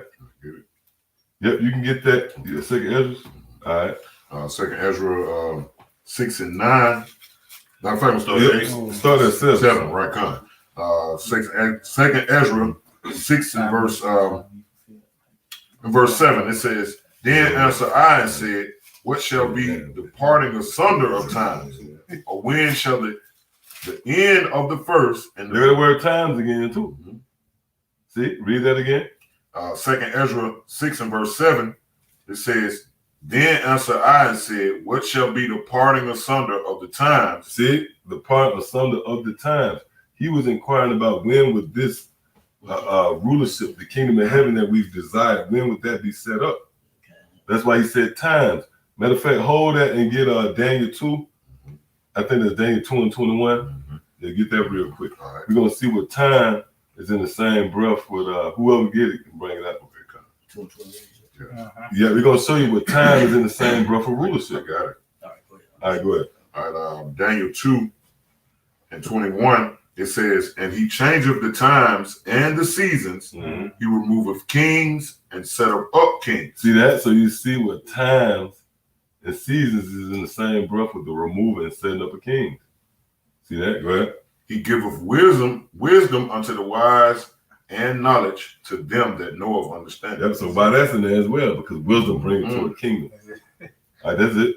All right. Go ahead. Going back to it, this is St. Luke 21 and 24. It said, and they shall fall by the edge of the sword, Mm-hmm. and shall be led away captive into all nations, Mm-hmm. and Jerusalem shall be trodden down. See, it shall be brought low. Go ahead. And Jerusalem shall be trodden down of the Gentiles until what? the times of the Gentiles Until the times of the Gentiles, meaning the rulership of the Gentiles. be See? fulfilled. Be fulfilled. Mhm. Until they rule, until they ran its course. Mhm. And that's the time we're in. The time of all the Gentiles, all of you different nations, you heathens ruling. Mhm. And this is the apex of that, if you would. Esau, and the so-called white man, his rulership. See, so they go back to 2 Ezra 6. God, 2 Ezra 6 and verse 6, it says, then did I consider these. No. So like 7. 7. Then answered, and I said, what shall be the pardon asunder of the time? See, the pardon asunder of the times. See that? We just read in Daniel the 2nd chapter that the time is in the same breath with rulership. Go ahead. Or when shall be the end of the first? And when shall be the end of the first? See? Which Esau was the first. The first came out red. Look, Mhm. the first is this time that we in now. All right. Where should be the pardon asunder of the times? You know, the end of that. Go ahead. Mhm. And the beginning of it that followed. In the beginning of it that followed. See? Go ahead. Verse 8. And he said unto me, from Abraham unto Isaac, when Jacob and Esau were first born of him, Jacob's hand held first the heel of Esau. Verse 9, for Esau is the end of the world. See, for Esau is the end of the world. Out of all these rulerships, you know, that had their time to be raised up in the power, Esau is the end of that. That's it. After that, the children of Israel will be exalted, man. Storm with the elect, all right, with our Lord Yahweh Shah, you know, spirit in the charge. Go ahead. And Jacob is the beginning of it that So followed. there's a vast future ahead. America, this is the end, man. And you think that this is the be all end all because you've been here so long. You don't, like we said, we got the ability to turn the page on this side, That's it. on this, and look at the world to come. All right, you got something? Go ahead. This is on Ecclesiastes 3 and 1. So everything there is a season and a time to every purpose under the sun, under the heaven. So I can read it again. Ecclesiastes chapter 3, verse 1. To everything there is a season and a time to every purpose under the heaven. Yeah, so to everything there's a season, man. And that includes rulership to everything. That's why where everything is. See? And again, that's why you see what you see, man. The finals. All right, we just talking about that last night. The NBA finals. I didn't know that at first. That these motherfuckers playing at one stadium in a bubble, man. I ain't been keeping up with it. But that's a sign that we this season. Hey, what happens when it's about to get cold? The leaves start falling off the trees, man. You don't hear the sound of bumblebees and birds chirping anymore. Why? That's a sign that the seasons is changing. So right now, see that with LeBron James them hooping with 13 niggas in the arena, man. That's a sign that the seasons is changing. This is not the America. See that? All right. Yep. Where we at? Yeah. Go ahead. This is the additions to Esther, chapter 11, starting at verse 7. And at their cry, all nations were prepared to battle, that they might fight against the righteous people. And lo, a day of darkness and obscurity, tribulation and anguish, affliction and great uproar upon the earth. And the whole righteous nation was troubled, fearing with their own evils, and were ready to perish. Then they cried unto the Most High. And upon their cry, as it were from a little fountain, was made a great flood, even much water. The light and the sun rose up, and the lowly were exalted, and the And that what you're witnessing, that little fountain going into that flood. That's that word going out forth. And what's happening? What's the results of that? The lowly is being exalted, man. That's why the scripture said the Lord put down one and raise up another. Okay, so that's what you're witnessing, man, right now. This place, America, is being taken down, the so-called, which is a testament of the so-called white man being overthrown. You know? And in that, we're going to come up in the power. That's why I just read the 2nd Ezra 6 chapter. That Jacob would take hold of the heel of Esau, and ultimately he'll be the end of the world, and Jacob will be the beginning of that fall. They work hand in hand. You know? It's like a yin and a yang, for a lack of better words, you know?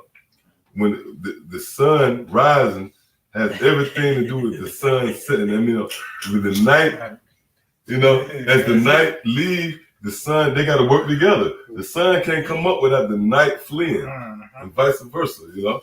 So that's the same. This place, America, have to, matter of fact, give me that, I think it's that 2nd Ezra. Yeah. What is that? What is that?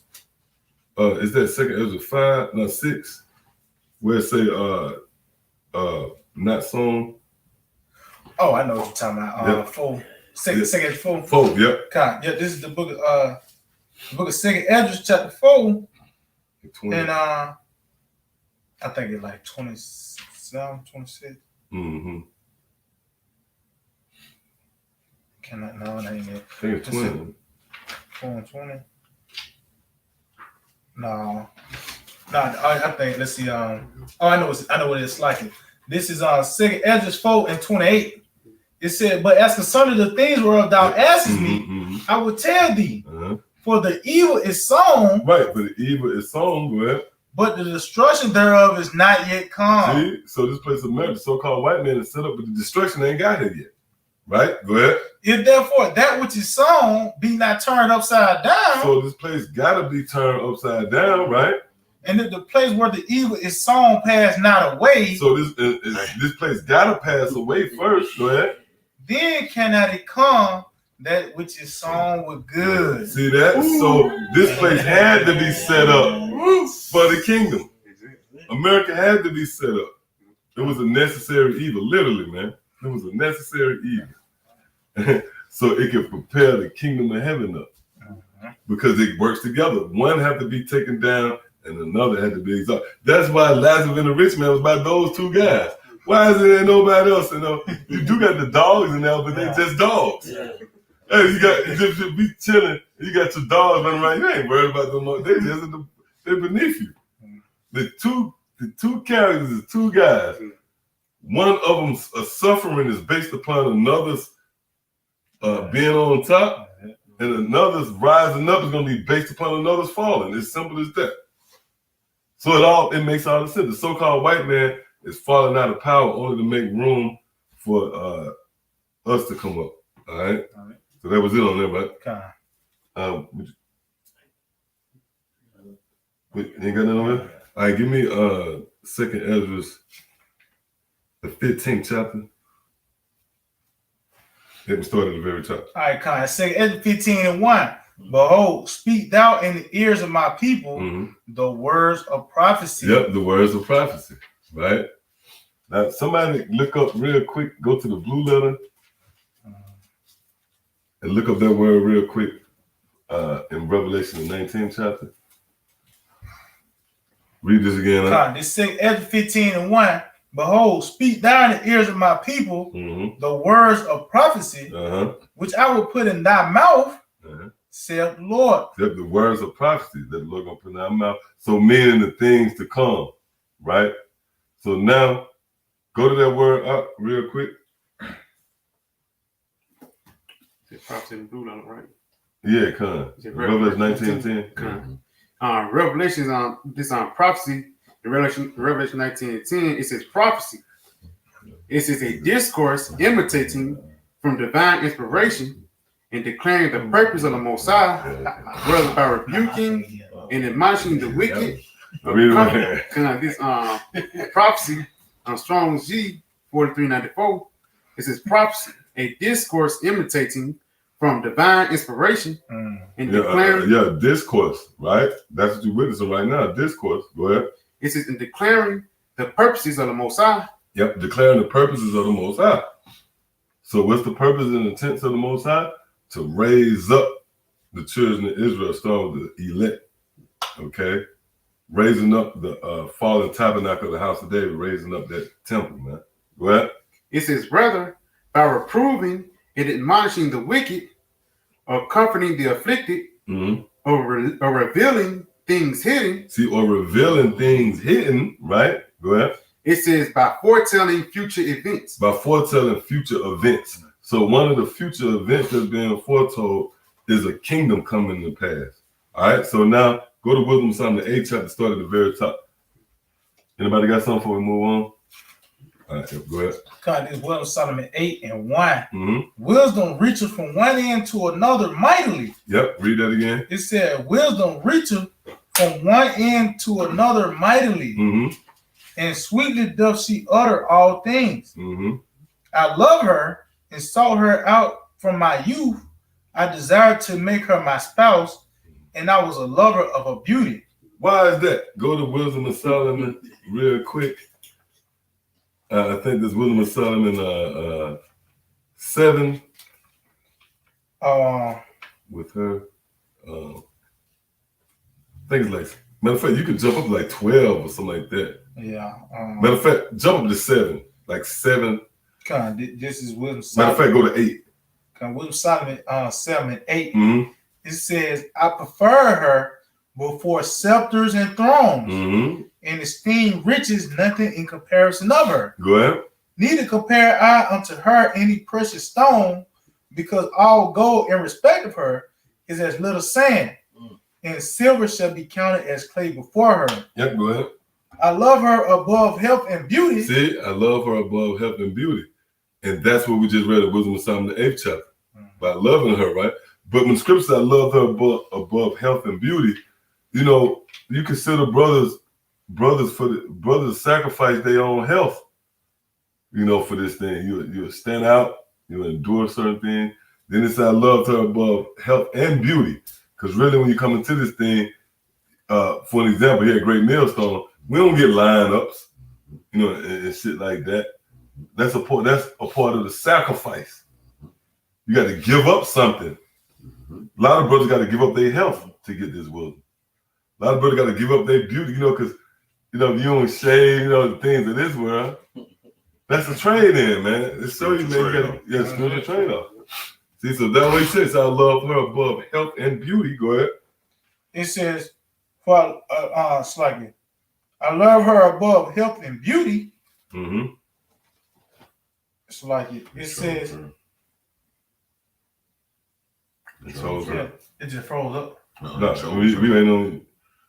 Oh, you want to go back to 8? No, continue reading. I love her above health and beauty. So like it. Let me see. I just lost. Oh, okay. It says, I loved her above health and beauty, and choose to have her instead of light. Yeah, and chose to have her instead of light. See? Now, what it means I chose to have her instead of light? Because you said, I thought the light was the information. The light is dealing with, you know, pretty much having fame. You know, being in the spotlight. Even though the Lord, you're going to have that, because by default, matter of fact, you in the 7th? Yeah, I'm sitting that sound. Jump down to the 14 verse real quick. Verse 14. Because when you teach this word by default, the Lord is going to bring fame to you. That's why the scriptures say, I'll give you fame in the land you was put to shame. So you get a certain level of fame. It's not like we looking for, we don't want that. We just want salvation. That's why we just read when the Lord said, I chose her above light. But that light is being, you know, being in the light, being in the spotlight. We didn't ask for this. You know, the Lord thrust us out there, you know. But when you read this, it proves that the Lord is going to have you commended for this. Go ahead. This was Solomon 7:14. For she is a treasure unto men that never faileth, which they that use become the friends of the Most High. Yep, go ahead. Being commended. See, being commended. Go ahead. For the gifts that come from learning. See that? So by default, you're going to be commended. You know, it ain't like we want that, but the Lord set it up that way. All right? So that was it on that?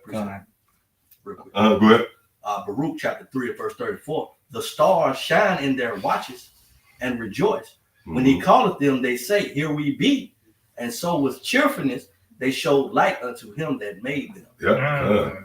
So we symbolic to those stars that shining in their place, and they pretty much they light. Right? We got a precept on that. What?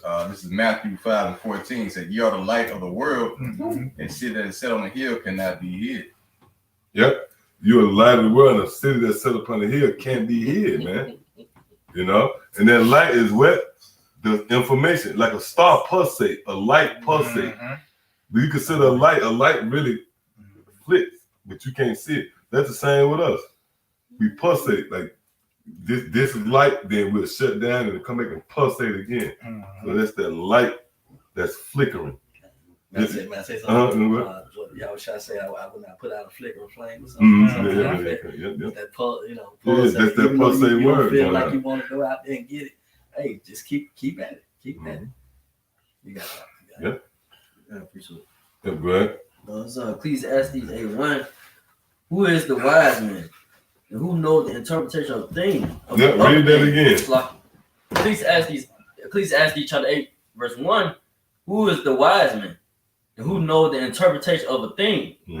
And man's wisdom making his face to shine. Yep. And the boldness of his face shall be changed. Yep. And they're dealing with this information. Your face shining is this information going forth. All right? So that's what we're doing. That's what happened with us. A man's face shined on us through the spirit of power, how about Shema Shah, and enlightened us with this information that we have now. And we doing the same thing. Passing that torch, so to speak. It's literally, you passing the torch, that light. All right? So let's go back with Psalm 7. Kind of back with Psalm 7:10. I love her above health and beauty, and choose to have her instead of light, for the light that cometh from her never go out. See that? So this light will never go out, this information that we got. You can have the light of this world in the form of notoriety and when people acknowledge you. That's going to go out. This light will never go out, right? Which is this information. That's why, again, King Solomon said, I chose her above light. See, go ahead. It says, all good things together came to me with her. See that? Go ahead. And innumerable riches in her hand. And innumerable riches in her hand, which starts off with this information. That goes into Romans, the 11th chapter, where the scriptures say, oh, the depths of the riches of the knowledge and wisdom of the Most High. See that? See, go ahead. And I rejoice in them all, because wisdom goeth before them. Right. So wisdom goes before what? Before you can get a certain thing, you got to get wisdom first. See, go ahead. It says, and I knew not that she was the mother of them. See, is the mother of what? Rulership and power and riches. See, go ahead. God, it says, meaning she birthed it. Having this understanding births out a kingdom, if you will. Just try to put it in words. Go ahead. I learned diligently. See, I learned diligently. Go ahead. And do communicate her liberally. And that's what you're witnessing. Throughout the landscape of America, Babylon, the great, near and far throughout the world, you have men that's communicating this wisdom liberally. We're just giving it to you, communicating it to you. Go ahead. I do not hide her riches. I do not hide her riches. So you have to be out. If you got the riches, you got to present them. They got to be on display. See? So you got a precept? Yeah, kind of real quick. This is the book of Proverbs. This is the book of Proverbs 31. And Proverbs 31 and 23. Her husband is known in the gates when he sitteth among the elders of the land. Yeah, you got it. Yeah, so that means what? That how's her husband being known in the gates? The gates represent prophesying, man. That's how this wisdom is being displayed, man. That's how it's being communicated liberally. You ain't got to pay to subscribe to no channel. You just click on it, man. You ain't got to pay for no breakdown. You just type it up on the internet, and it's out there, man. You got to believe it. That's how you really pay for it. You know what I mean? Faith. You got to believe it because it's out there. We giving you information, high level information. Like for an example, with the world known as UFOs, it's going to be the vehicle, if you will, that the Lord chose to deliver us. That's high level information, but you got to believe that. So it ain't money that's gonna get it. Yep, that's it. This is back in William Solomon 7. Oh yeah, go to 8 now. Oh, it's like 8. All right, William Solomon 8 and verse 2 again. It says, "I loved her and sought her out from my youth. I desired to make her my spouse, and I was a lover of her beauty." Yeah, see that? Read it again. It says, "I loved her and sought her out from my youth. I desired to make her my spouse, and I was a lover of her beauty." And I was a lover of her beauty, meaning her this information. We're a lover of it. You gotta love it. Matter of fact, go to Wisdom of Solomon. I believe Ecclesiastes. Ecclesiasticus. This is the 4th chapter. Is it? 6. Somebody love to hear, right? Yeah, can't get that. This is Ecclesiasticus Sirach 6 and start 32. It said, "My son, if thou wilt, thou shalt be taught, and if thou wilt apply thy mind, thou shalt be prudent. If thou love to hear." See, if you love this information, you can't be here. You know what I mean? You looking at the clock, man. That better be the last preacher. I thought, hey, Malak. Hey, someone preach.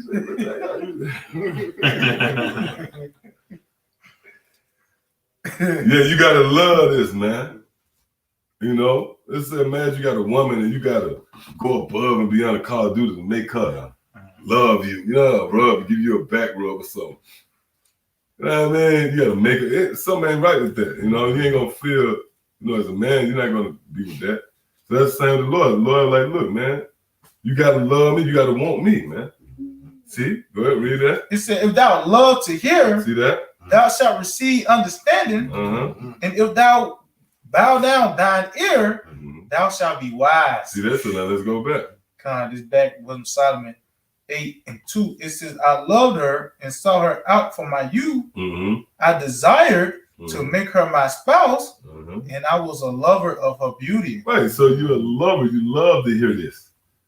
You know, there's nobody got a gun to the brothers out there, the brothers and sisters that listen to they love to hear this information, man. See, go ahead. It says, "In that she is conversant with the Most High, she magnified her nobility. Yeah, the Lord." Look up that word nobility. Hey, go ahead. You got something? This is Sirach chapter 51 and 19. "My soul hath wrestled with her, and in my doings I was exact. I stretched forth my hands to the heaven above, and bewailed my ignorance of her. I directed my soul unto her, and I found her in pureness." Yeah. I have this understanding is given in its purest form. What you have been subscribed to is this wisdom in her pureness. You know, that's why the scripture talk about this being living waters, clear, undefiled. Because when something clear, you can see through it, versus something that's murky. Oh, it tells you that. I think that's Ezekiel, the 34th chapter, if I'm not mistaken, where it talk about you have trampled the waters and left for muddy. You muddied the waters, dealing with the false prophets. You know what I mean? That's what happens. You got clear waters, right? And if you trample it, that water actually turns murky and muddy. It's not clear anymore. See? But this word have been presented to you in its pureness. Right? Go ahead. It says, I directed my soul unto her, and I found her in pureness. I have had my heart joined with her from the beginning. Therefore shall I not be forsaken. Yep. See? That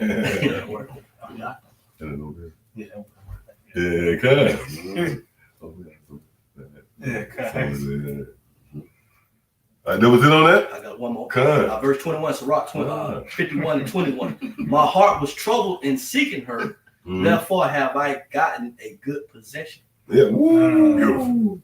So to get this wisdom is the best thing. Could you imagine not having this?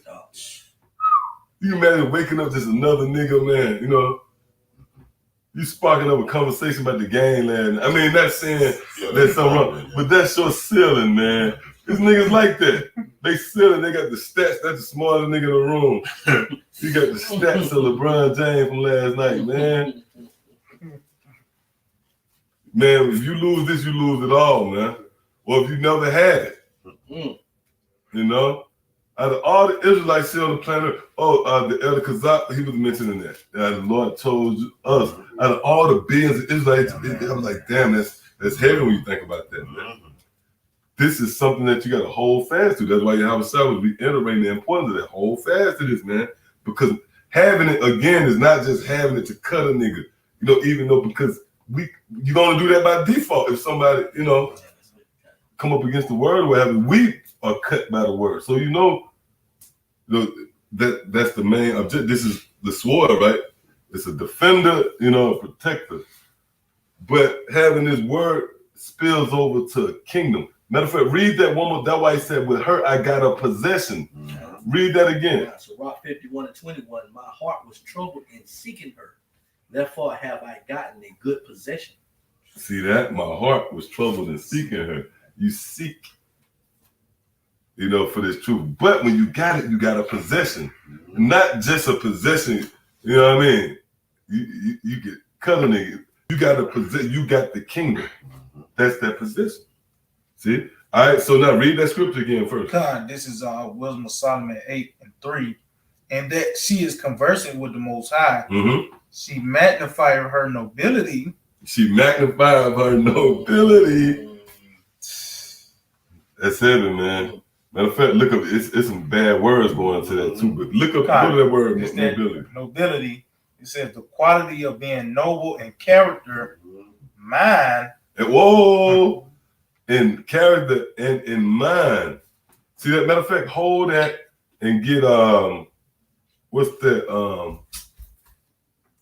Colossians, the 3rd chapter, and I think started the 12th verse. Read this again. It says the quality of being noble in character, mind, birth, or rank. Ooh. See that? Give me Colossians 3 and start at 12 real quick. That's bad. Nobility. God, this is Colossians chapter 3, verse 12. Put on, therefore, as the elect of the Most High. Oh, read that again. God, Colossians chapter 3, verse 12. Put on, therefore, as the elect of the Most High. Right, because the elect is going to be the rulers, right? Put on as the elect. Go ahead. Holy and beloved. Bowels of mercy, kindness, humbleness of mind. See, humbleness of what? Mind. Humbleness of mind. See, because what the scriptures say, humble thyself under so you can be exalted. So in order for you to be exalted, you got to be humble, not just. No. Oh, and that disqualified. Yeah, that disqualified nigga just eating out the garbage can. Because you ain't really humbleness in mind. You truly can't be humbleness in mind until you come into this truth, man. To be honest, that's why it say that. The elect will be humbleness in mind. So those are the ones that qualify to be exalted, not just being humble because you lost your house. You know, you was a boxer. You know some shit. You know, you lick a motherfucker. Oh, like what this dude, Delonte West. Delonte, is that his name, right? Yeah, he jacked up. Yeah, this nigga Delonte West, man. Yeah, man. See that? But he's not humbleness in mind, man. So he don't qualify to be. Now he's an Israelite, and he's going to benefit from the elect, but that'll be well into the kingdom, man. You know what I'm saying? Yep. So, so like, let's go back to the definition of noble. Nobility. Go ahead. So these are the I read the definition again. It said the quality of being noble in character, mind, birth, or rank. Yep. So that's the birth. We was birthed by lineage, you know, and really spiritual now. You know, we was born again, and we was raised up by schoolmasters. That would happen with a prince. A prince is groomed. They put schoolmaster and taskmaster, so to speak, over to show him how to be a king. The best of the best. Yeah. The best of the best. Teaching them how to eat, teaching them etiquette, you know. That's what happened. We was born again, and we was given these, you know, these virtues, if you will, that come with this knowledge. Go ahead. I had the similar words, virtue. Oh, see, that's spirit, right? Go ahead. goodness, honor, integrity. Honor. Yep. Integrity. That goes into Job. Mm-hmm. Now, what happened at the end of Job's life? Go to that too. That's beautiful. That's beautiful. What that integrity got him? Let's see what that integrity got him. Then go to Matthew again, the 19th chapter. Which Job is symbolic to the elect when you read that, we'll understand. Right? So get that Job, the last chapter. Yeah, this is our Job. You know what I want, right? 42 and 10. And the Lord turned the captivity of Job when he prayed for his friends. Also, the Lord gave Job twice as much. Look, he turned the captivity. There go one of them. Go again. Turned the captivity of Job when he prayed for his friends. Go ahead. Also, the Lord gave Job twice as much as he had before. Mm-hmm. Then came there unto him all his brethren and all his sisters and all they that had been of his acquaintances before. All right, so you're going to get everything back. See, go ahead. And did eat bread with him in the house. Mm-hmm. And they bemoaned him and comforted him over all the evil that the Lord had brought upon him. Mm-hmm. Every man also gave him a piece of money, and every one an earring of gold. So the Lord blessed the latter end of Job. See, the latter end, that story was written in relation to now. Right. The Lord blessed the latter end of Job. Go ahead. More than the beginning. See, more than the beginning. Go ahead. For he had 14,000 sheep, Uh-huh. 6,000 camels, and 1,000 yoke of oxen, and 1,000 she asses. Yeah, go ahead. He had also, Yeah, go ahead. Job 42 and 13. He had also 7 sons and 3 daughters. Uh-huh. And he called the name of the first Jemima, and the name of the second Keziah, and the name of the third Karen Harpage. And in all the land were no women found so fair as the daughters of Job, and their father gave them inheritance among their brethren. After this lived Job 140 years and saw his sons and his sons' sons, even 4 generations. Meaning he got his same children back he lost. Right. That's the 4th generation reincarnation. But the point was he got everything back double pretty much. So go to Matthew 19 and 27, I think, or 28. I got Go to 28 up. 28. Mm-hmm. 27, slide. It says, Then answered Peter and said unto him, Behold, we have forsaken all and followed thee. What shall we have therefore? Mm-hmm. And Yahweh said unto them, Verily I say unto you, that ye which have followed me in the regeneration, when the Son of Man shall sit in the throne of his glory, ye also shall sit upon 12 thrones, judging 12 tribes of Israel. Yeah, go ahead. And everyone that hath forsaken houses, or brethren, or sisters, or father, or mother, or wife, or children, or lands, for my name's sake, shall receive 100-fold and shall inherit everlasting life. See, so you're gonna receive more back. So that don't that sound like what happened with Job? Everything that he lost, he received back more. See that? So let's go back to where we was at. Come back that word nobility. This is the second definition of this word nobility. Mm-hmm. And it said the group of people belonging to the noble class in a country. Whoa. It said this. That's bad. It said the group of people belonging to the noble class in a country, especially those with the hereditary or honorary title. Oh, come on, man. That's the elect. That's the yeah, the hereditary. Click on that word. Look on that word. The hereditary honor, man.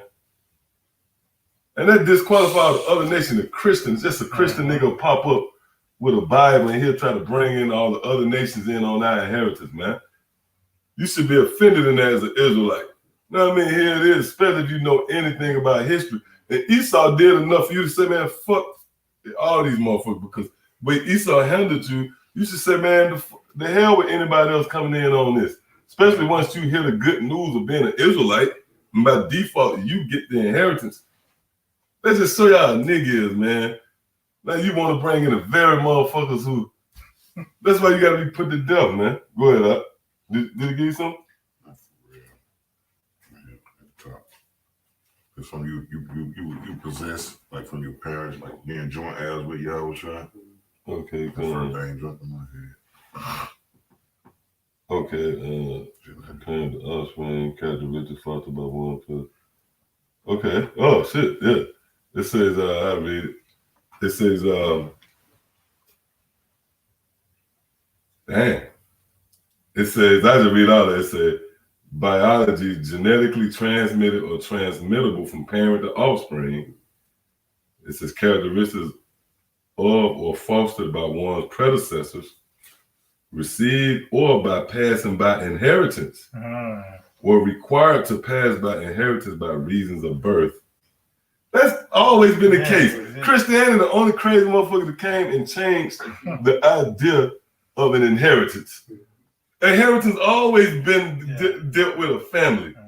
But Christianity crazy, that's so they're on drugs, them crazy motherfuckers, man. That's a drug. You come and say, no, we spiritually do. Let's say like a nigga come to your house, your kid, your father left you something. And he said, no, man, this is mine spiritually too. I can share this with you. This is spiritual. That's what they try to say. We are spiritual Israelites now. These different Esau and other nations, man, these Christians, man.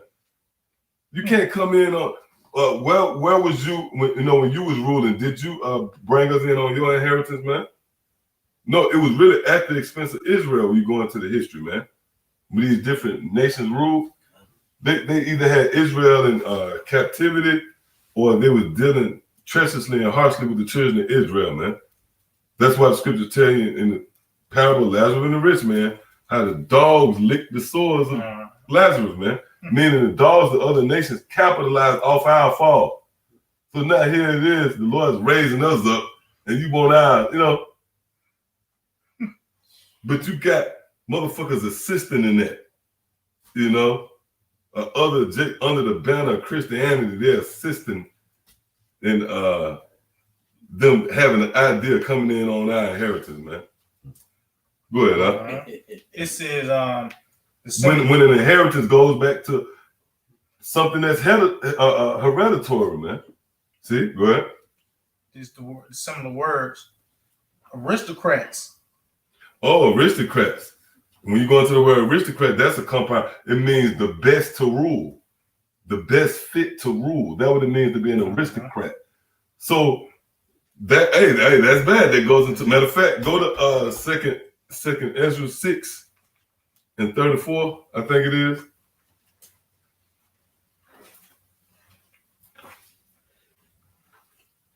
So again, Christianity, only somebody came up with this idea of just omitting the idea of being, what's the point of you, my father being, they said like my father's a top billionaire. What's the whole point of me being birthed by him if it don't matter? Everybody can get his money. Why they don't do that? Why that's not the case in real life, in real time? They give you this notion. May I say something? You got that. This notion of you work hard. You can also have the things that we have. But we gonna inherit something bigger than that, man. But you want to be partakers in that. After all the atrocities you've committed on humanity, not just Israel, but on humanity and the earth, you want to be partakers there. You got Jakes, like he said, trying to co-sign this man to be a part of that, man. You're accessory to it. Yeah. But really, Christianity, right, as a whole, see, Christianity is a global thing. You got Filipinos and they got this little nigga who preach, man. You ever saw dude with the bang? He's like a gook or something. Man, this nigga like a fiery Christian preacher pastor, man. Yeah, real talk, man. Nigga a gook, man. But that Christianity is out there. Christianity all over these. But what add insult to injury is Esau. Fucking Esau coming in on our inheritance, man. You kick our ass and we just ride off in the sunset and break bread with you in the kingdom. Sit down with Esau, man. Oh, that was the past. Forget about the past.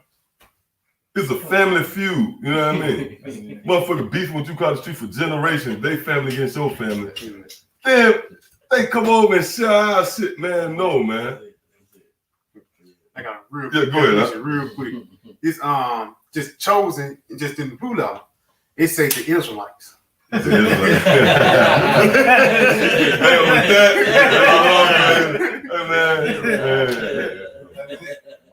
But only Christianity will bang their head against the wall trying to make you, you know what I mean? Them some psychos, man. Yeah, come on, let's go back here. You want to see that? Yep. Mm-hmm. Second Ezra 6 and 34. Because we go back, when you go to that definition, one of the definitions for this word nobility, one of the words there's aristocrats, which means best fit to rule. All right, and then when you look at Israel with the elect, some of the elect, that's the best. Damn sure ain't Esau. Okay, let's say you eliminate Esau. You think it's gonna be the gooks? You eating goddamn rats and shit like that, man. Which they big thing is seafood, meaning whatever they see is food. Little Down syndrome little niggas ruling, man. And them little gooks, some little, you know, they off, man. Just a little bit of motherfucker, you know what I mean? You know, man, you know, you're not the best to rule. Elon, you ain't the best to rule, man. Like they got that frail look to them. You know, motherfucker work at Metro PCS. And nigga in some sandals. You know what I mean? And don't ham. We didn't mention ham. Let's just keep, we didn't mention ham, man. We talk about what ham do, man. Then what's the ham rapper? Bangs. Oh Lord Will, we gotta type in that dude, man. I think it's another one too. Bangs and Riot. Man, you know, so they're not the best to rule. Over at Ham, with them Hamites, they make huts and shit out of damn shit, man. Out of dung, man. So imagine living in that, man. Damn whole house made out of dung. And they jumping out with spears and shit. Then like the apostle always going to, you got the niggas talking about the Africanism. They're not gonna go out there to Africa, the real Africa. The shit you see on, National Geographic, man. But the point is what? Obviously, none of these nations is fit to rule. Only Israel, man. Okay, and the elect of the nation of Israel. See? Go ahead, read that again. It said, and hasten not with this second Ezra 6 and 34. It said, and hasten not with the times that are past. Oh, no. I want Salakia. I call for that? Yeah. Damn, I want the welfare of the earth. Oh, okay, I know. That's I think that was Solomon. Or is it Sirach? I mean, not Sirach. It might be Sirach. Get a real quick on here. Oh, yeah, go ahead. It's Sirach 11 in verse 5. It says, many kings have sat down upon the ground, and one that was never thought of have won for crime. 24. Yep. You read it again, Slack. Because Sirach 11 and 5, many kings have sat down upon the ground, and one that was never thought of have won the crown. Yep. That's self-explanatory. Go ahead up. Yeah, what was Solomon 6 and 24? But the multitude of the wise is the welfare of the world. Read that again. It says, but the multitude of the wise is the welfare of the world. So this council, right? The council of Yahushua and the men that's being groomed to be the next rulers to govern over the planet Earth and beyond, that's the welfare of the world. You're not going to have chemtrails anymore. Fucking GMOs. McDonald's, man. A McDonald's out there. Which that shit is crazy. You know, it was some old lady, she had a damn quarter pounder from 1995, and the shit still looked the same. Did y'all see that? You know what I mean? You go to some of these people, they got fries or you had Burger King that came out and said, look, man, we no longer going to put artificial colors in the burger. What? You should have never put it in there, man. You know? Artificial flavors and preservatives and colors. We're going to take that out of the Whopper. Why was it there in the first place? See that? But the scriptures say the multitude of the wise is the welfare of the world. Read that again. It said, just second Ezra, like Wisdom Solomon 6 and 24, but the multitude of the wise is the welfare of the world. And a wise king is the upholding of the people. So the elect is the best to rule. That would be the aristocrats. See, so let's go back to that definition. Second definition of nobility: the group of people belonging to the noble class in a country, especially those with a hereditary or honorary title. And that first word, similar word was aristocrats, lords. See, lords. We're gonna lord over you people, man. And the Lord over you, we're gonna beat the hell out of you. And that should be good news. Yeah, Christian like, oh my God, you know what I mean? Yeah. They'll turn it off or look at you crazy. But when you watch these period pieces, 12 Years a Slave or some should come over you to say, man, I'm gonna fuck you, you know what I mean? But the comfort of that is right here in the script. You got niggas that'll watch that and go to work and be pissed, you know what I mean? Curtis been say shit to me today, man. You know what I mean? That's because you don't have the comfort of knowing that we're gonna get these motherfuckers back, man. You're gonna lord over the very ones that put hell on you, man. That's justice. See, go ahead. It says nobles, peers. It says noblemen, patricians, knobs. Yeah, well. And the word knob, a person of wealth or high social position. Yep, and that's what we're gonna be. And that goes back to what we started off through the Spirit with being raised up. And that Spirit of the Lord, you know, we get together to do this, you know, we get together to do these sins. We don't really come up with it. We just kind of moved in the Spirit toward that, you know. We had an idea we wanted to touch on, but the Spirit moved on us to go into this changing of the guard, man. So that's the Lord giving us a pep talk, because why? This place is finished, man. And you got to have, hey, let's say like if you got a job, I mean, I don't know if it might be the best example, but you got a job and they finna shut the job down. Well, you should be looking to something else. You know, obviously, you shouldn't be locked into that because you know that's the end of that. So the Lord giving us a pep talk, like, look, you finna have a better situation. This shit finished. You got a better, you looking forward to that. You're not even worried about that shit going down. You know? You have something?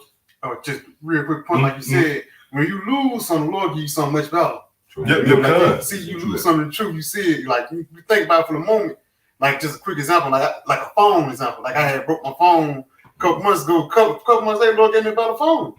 Things like that, man. Imagine it on a bigger level. Right. Yeah, that's right. Exalted, like, but you shouldn't really go back. You know what I mean? I mean, like the Lord dealing with you, he'll take something from you only to bump you up. And that's what happened. The Lord taking this from us, man. This world, what comes with this world is being taken only to give us better, man. Okay, and that's being joint heirs with our Lord by blood through this hereditary. We looking up this word nobility. Then that means the Lord's going to do for His sons, you know, how you would do for your son or your offspring, right? Go ahead, That was it on that. That was it. All right, so go back to Wisdom Solomon 8. This back on Wisdom Solomon chapter 8 and 3. It says, in that she is conversing with the Most High. Talk about that nobility again. Yeah, she magnified her nobility. She magnified her nobility. So we just looked up that word nobility, man. And it has everything to do with ruling, but from being hereditary rulers. So that right there cancel out the other nations, man. See? Go ahead. It says, yeah. So pretty much America being shut down really only benefits Israel. You know? It's no benefit. Here it is. You motherfuckers were ruling at the expense of us. You know? And now when your shit go down, you want to give it what we got promised. But meanwhile, you was using what you had to keep us down. You being exalted was the very reason we was abased. So when we come up now, we just all be abased together. Man, I mean, exalted together. Oh man, somebody got to be subjects. Go ahead. It says she magnified her nobility. Yeah, the Lord of all things Himself loved her. For she is privy to the mysteries of the knowledge of the Most High. Right, and a part of the mysteries, which real quick, as we ready to wind this down, go back to that definition if you got it on deck in the blue letter for prophecy. Because prophecy consists of a kingdom coming, man. Really, that's the prophecy, man. As we prophesy against Mount Seir, as we chant this place down, by default, we're singing of a new kingdom. Matter of fact, go to Jeremiah 1, I think, and start at like 8 or something like that. You got that definition up? Yeah, It says a discourse imitating from divine inspiration. Right, so this was divine inspiration. This discourse, teaching of the kingdom, right? Go ahead. It says declaring the purpose of the Most High, whether by reproving and admonishing the wicked. And we do that, right? Go ahead. Or comforting the afflicted. And on the other, in a whole other extreme, we comfort the afflicted. And what's a part of comforting you? By teaching you that there's a world to come. That's the comfort of the Lord. Look, you've been downtrodden, you've been beat down, but now I'm here to exalt you and bring you up, man. See? Preach the good news to the captives. What's that? That's Luke the 4th chapter. When Yahushua came in the temple, he said, look, I'm here to preach deliverance of the captives, man. All right, go ahead. It says, or revealing things hidden. See, or revealing things hidden. See that? Go ahead. It says, especially by foretelling future events. See? So revealing things hidden. So let's go back. What I call for one. Jeremiah 1 verse 9. It said, then the Lord put forth his hand and touched my mouth. And the Lord said unto me, behold, I have put my words in thy mouth. Yep. Foretelling future events. Go ahead. See, I have this day set thee over the nations and over the kingdoms to root out. See, to root out. Go ahead. And to pull down. And to pull down. Go ahead. And to destroy. And to throw down.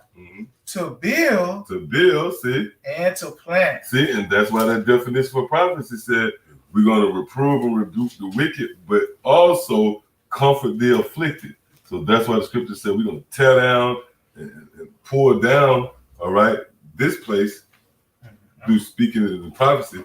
And also we're going to rebuild and plant simultaneously.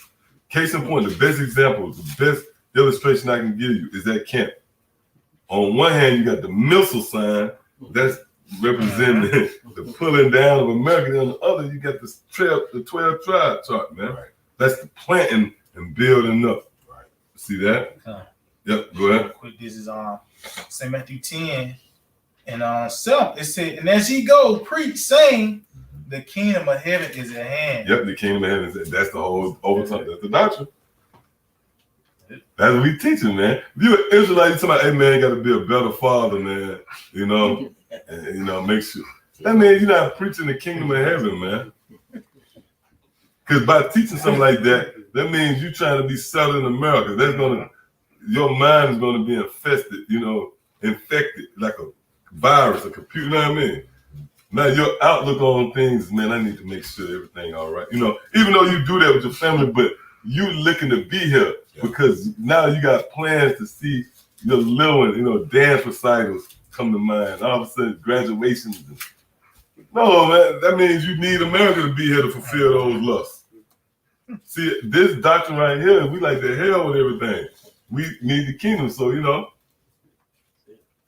ahead. It's on Ezekiel 17:24, and all the trees of the field shall know that I, the Lord, have brought down the high tree and have exalted the low tree, have dried up the green tree. Yep, and that's that. Drying up is a process. Everything is drying up here in America, man. Right, so it's a dry. Oh, you remember we went out to, I forgot what spot we went to, and they had a damn sport. I never knew about the sport. It was niggas tossing sandbags or some crazy shit. Oh, yeah. You know what I'm talking about? Like some shit you'll play at, you'll check a shit, You'll get the little hole, you throw the shit. That was a real sport, man. That's a form of the Lord drying up the one tree, shit drying up. you reaching that, it's a process, man, right? Drying up that tree and making the dry tree to flourish. ESPN tournament, the 2K tournament. Yeah. Oh yeah. That was another one they had. You had niggas playing. It was actually a tournament on you know what I mean? That nigga playing, man. goddamn man and shit. And people was they was actually showing, went to a commercial and came back commentating and shit. Yeah, come on, man. So this place is drying up. All right, the America as you once knew it has changed dramatically and drastically, man. But it's not just some random thing. This is all the signs. This is the signs of this kingdom being overthrown, man. Moved out of the way for the ushering in of the kingdom of heaven. That's what this teaching is all about, man. See? I guess I'm really go ahead. Because Noah, he was preaching a new world. A new world. So this is on Hebrews. I know what I asked you to get that earlier. You can't escape it. You can't get away from it. Everywhere in this book is dealing with the kingdom in some shape, form, or fashion, man. Right. Because when it goes to the curses, for an example, that's pretty much the kingdom. But it's the kingdom from the aspect of you being at the bottom. It's still a kingdom. Still a kingdom somewhere, but now you the subject. It's never a time you just chilling, they chilling, you got your own, no, man, you in subjection. That centers around Israel, man. But now we're in the time where the Lord is about to build us up. Go ahead. This Hebrews 11:7. By faith, Noah being warned of the Most High of things not seen as yet, moved with fear, prepared an ark to the saving of his house. Yep. See, the thing that was not seen of yet. That was prophecy. He was moved with fear. Right? Go ahead. He said, by the which he condemned the world. He condemned the world. He had to check down that current world. He couldn't say, you know what, this world is cool. We're gonna rule on this side. Y'all got this side. No. He said, look, this place gotta go. All right? Go ahead. He said, by the which he condemned the world and became heir of the righteousness which is by faith. And became heir. See, you can't get around it. It all goes into the kingdom of heaven, man. So that's documented. You think that's it? No, Noah is gonna be one of the joint heirs in this kingdom, man, to come. And if he ain't in the spirit world, he teaching. Because that's what the men that's gonna rule, that's gonna do. They're gonna teach, man. They're gonna decree. They're gonna speak this kingdom. They're gonna speak about this kingdom. Matter of fact, give me that in Psalm 145. Let's prove that.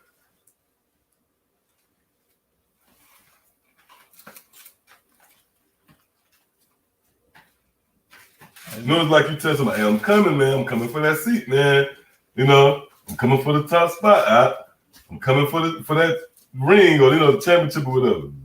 That's the kingdom of heaven. The Lord ain't just tiptoeing around. He said, look, man, there's a king. That's why we looked up that word set up.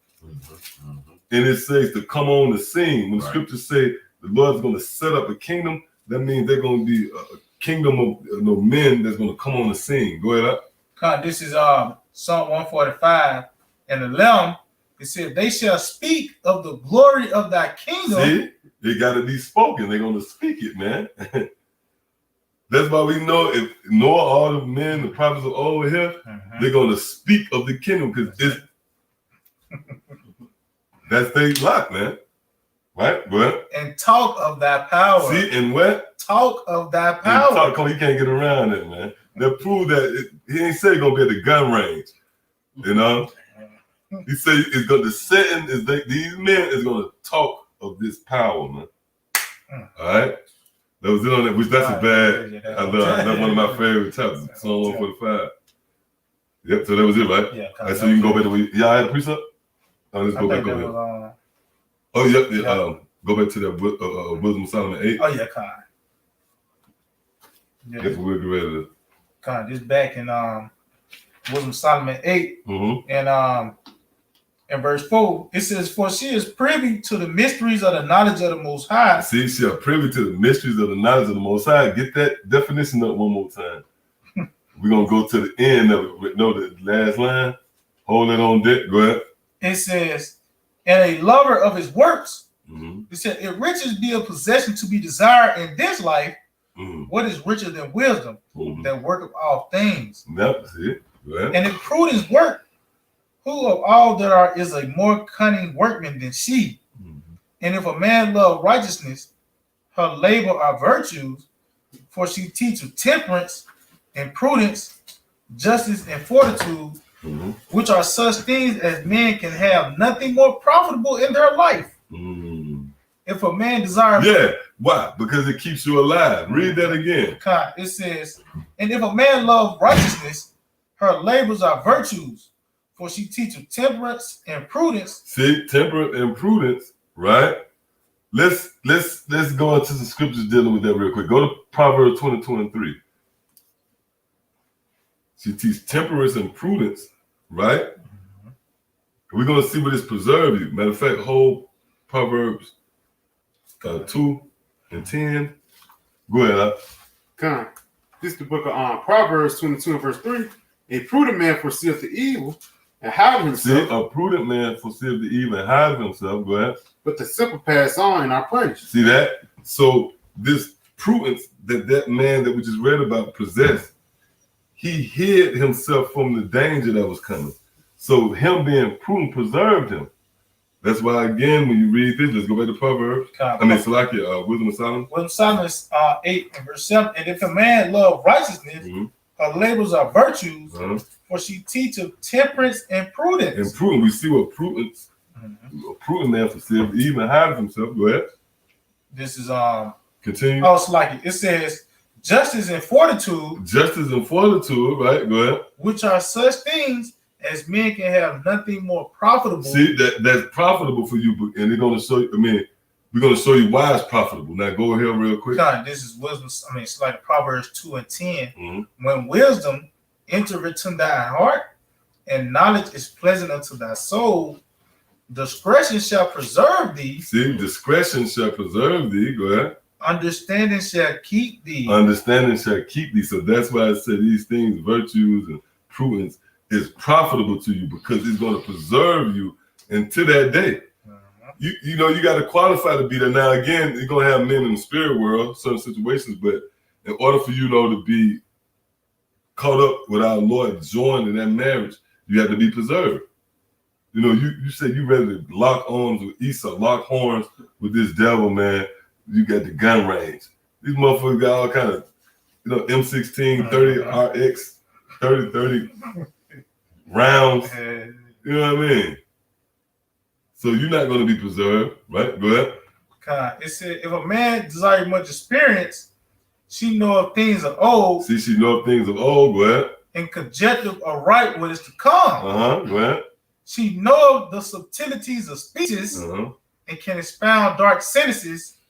She foreseeth signs and wonders and the events of seasons and times. So she foreseeth signs and wonders in the events of seasons and time.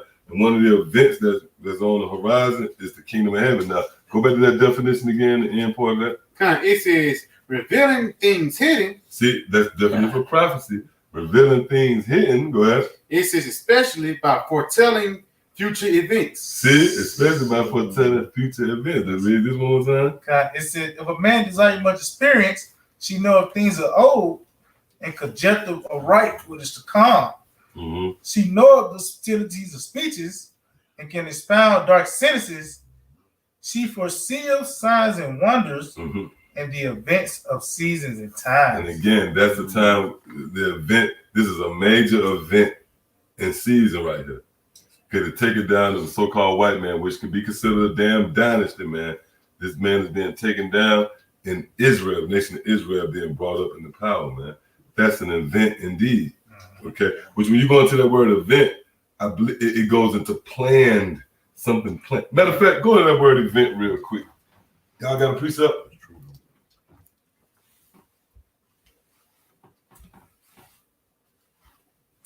We're ready to close up. This that word event.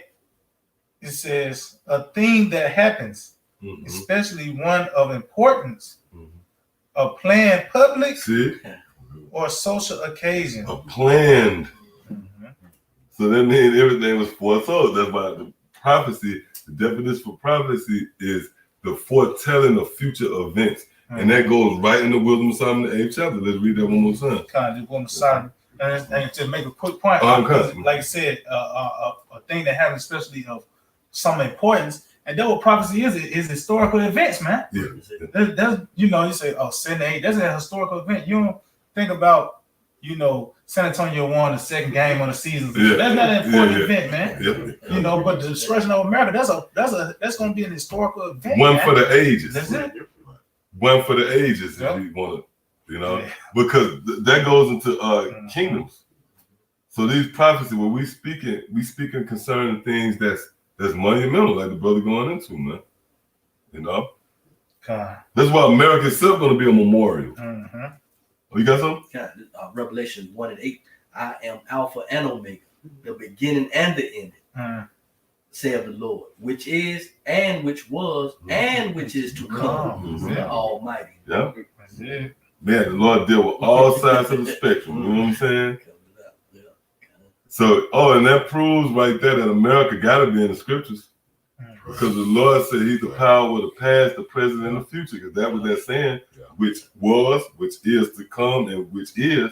That means the Lord dealing with everything. So that means tell me somehow America escaped from the understanding of the Lord. Somehow the Lord then he's looking down like, damn, this place, you know what I mean? No, America is actually a thought of the Lord when you really get into it, man. It's one of the thoughts. American, everything that happened in America, believe it or not, all the wickedness, do you know that was a thought of the Lord? That was the Lord created America, man. We read it earlier where the scripture said that was sown be not overthrown. Then that which is promised will not come, something along those lines. Anybody got something else? All right, come on, let's finish this up. All right, back with Psalm 88, it says, she foreseeth signs and wonders in the events of seasons and times. Yep, and that's the luxury we have coming into this thing and, subscribing to these teachings.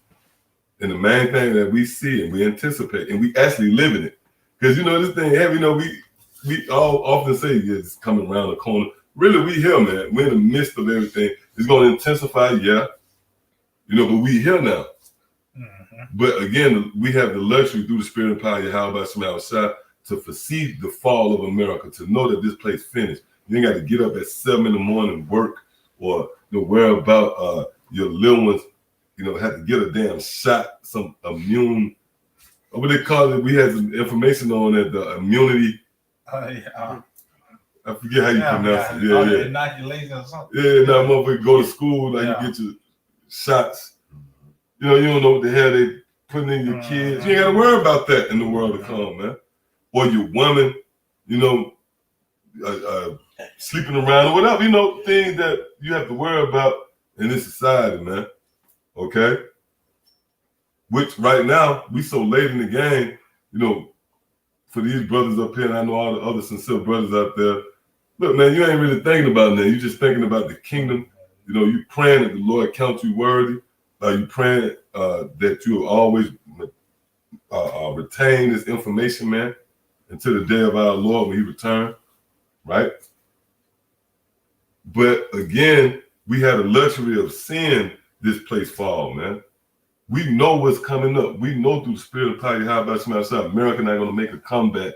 It ain't going to be a NBA Finals 2029. We know shit like that, man. This the last. Somebody put that on the coming board, I believe, too. They believe this might be the last NBA Finals. Yeah, I can see that. This the finals. The finals. And we about to go into another lockdown, man. These motherfuckers about to lock this shit down, man. So, we preparing our minds as you all should be doing. Because this information ain't going out just to go out. It's going out as a warning. So anybody else got something? And in fact, what? Let's close up on this. Ezekiel 33. Ezekiel 33 and 33, that's fitting right there, man.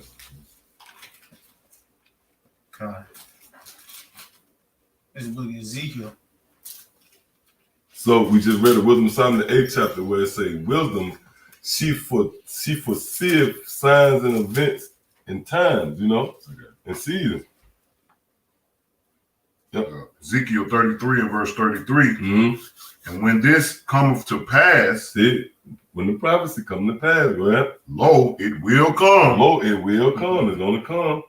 And when you read what Isaiah 46 and 10, it tells you how the things that the Lord spoke beforehand, it already came to pass. So it's almost like the Lord like, try me, challenge me, motherfucker. Hey, you have somebody who have a good past history. They come through, they always pay their bill. You're like, you know what? I believe you, bro. That's just the way you get out. That's your pattern. Oh, or like a serial killer. Serial killer remember we was watching the Forensic File, motherfucker cutting motherfuckers' head off. He was killing homos, that was the spirit. But what happened with the detectives? They said this is a pattern here. So they know that this is this guy. This is how he do his thing, man. So it's the same with Yahweh Shemel Shah. He come through.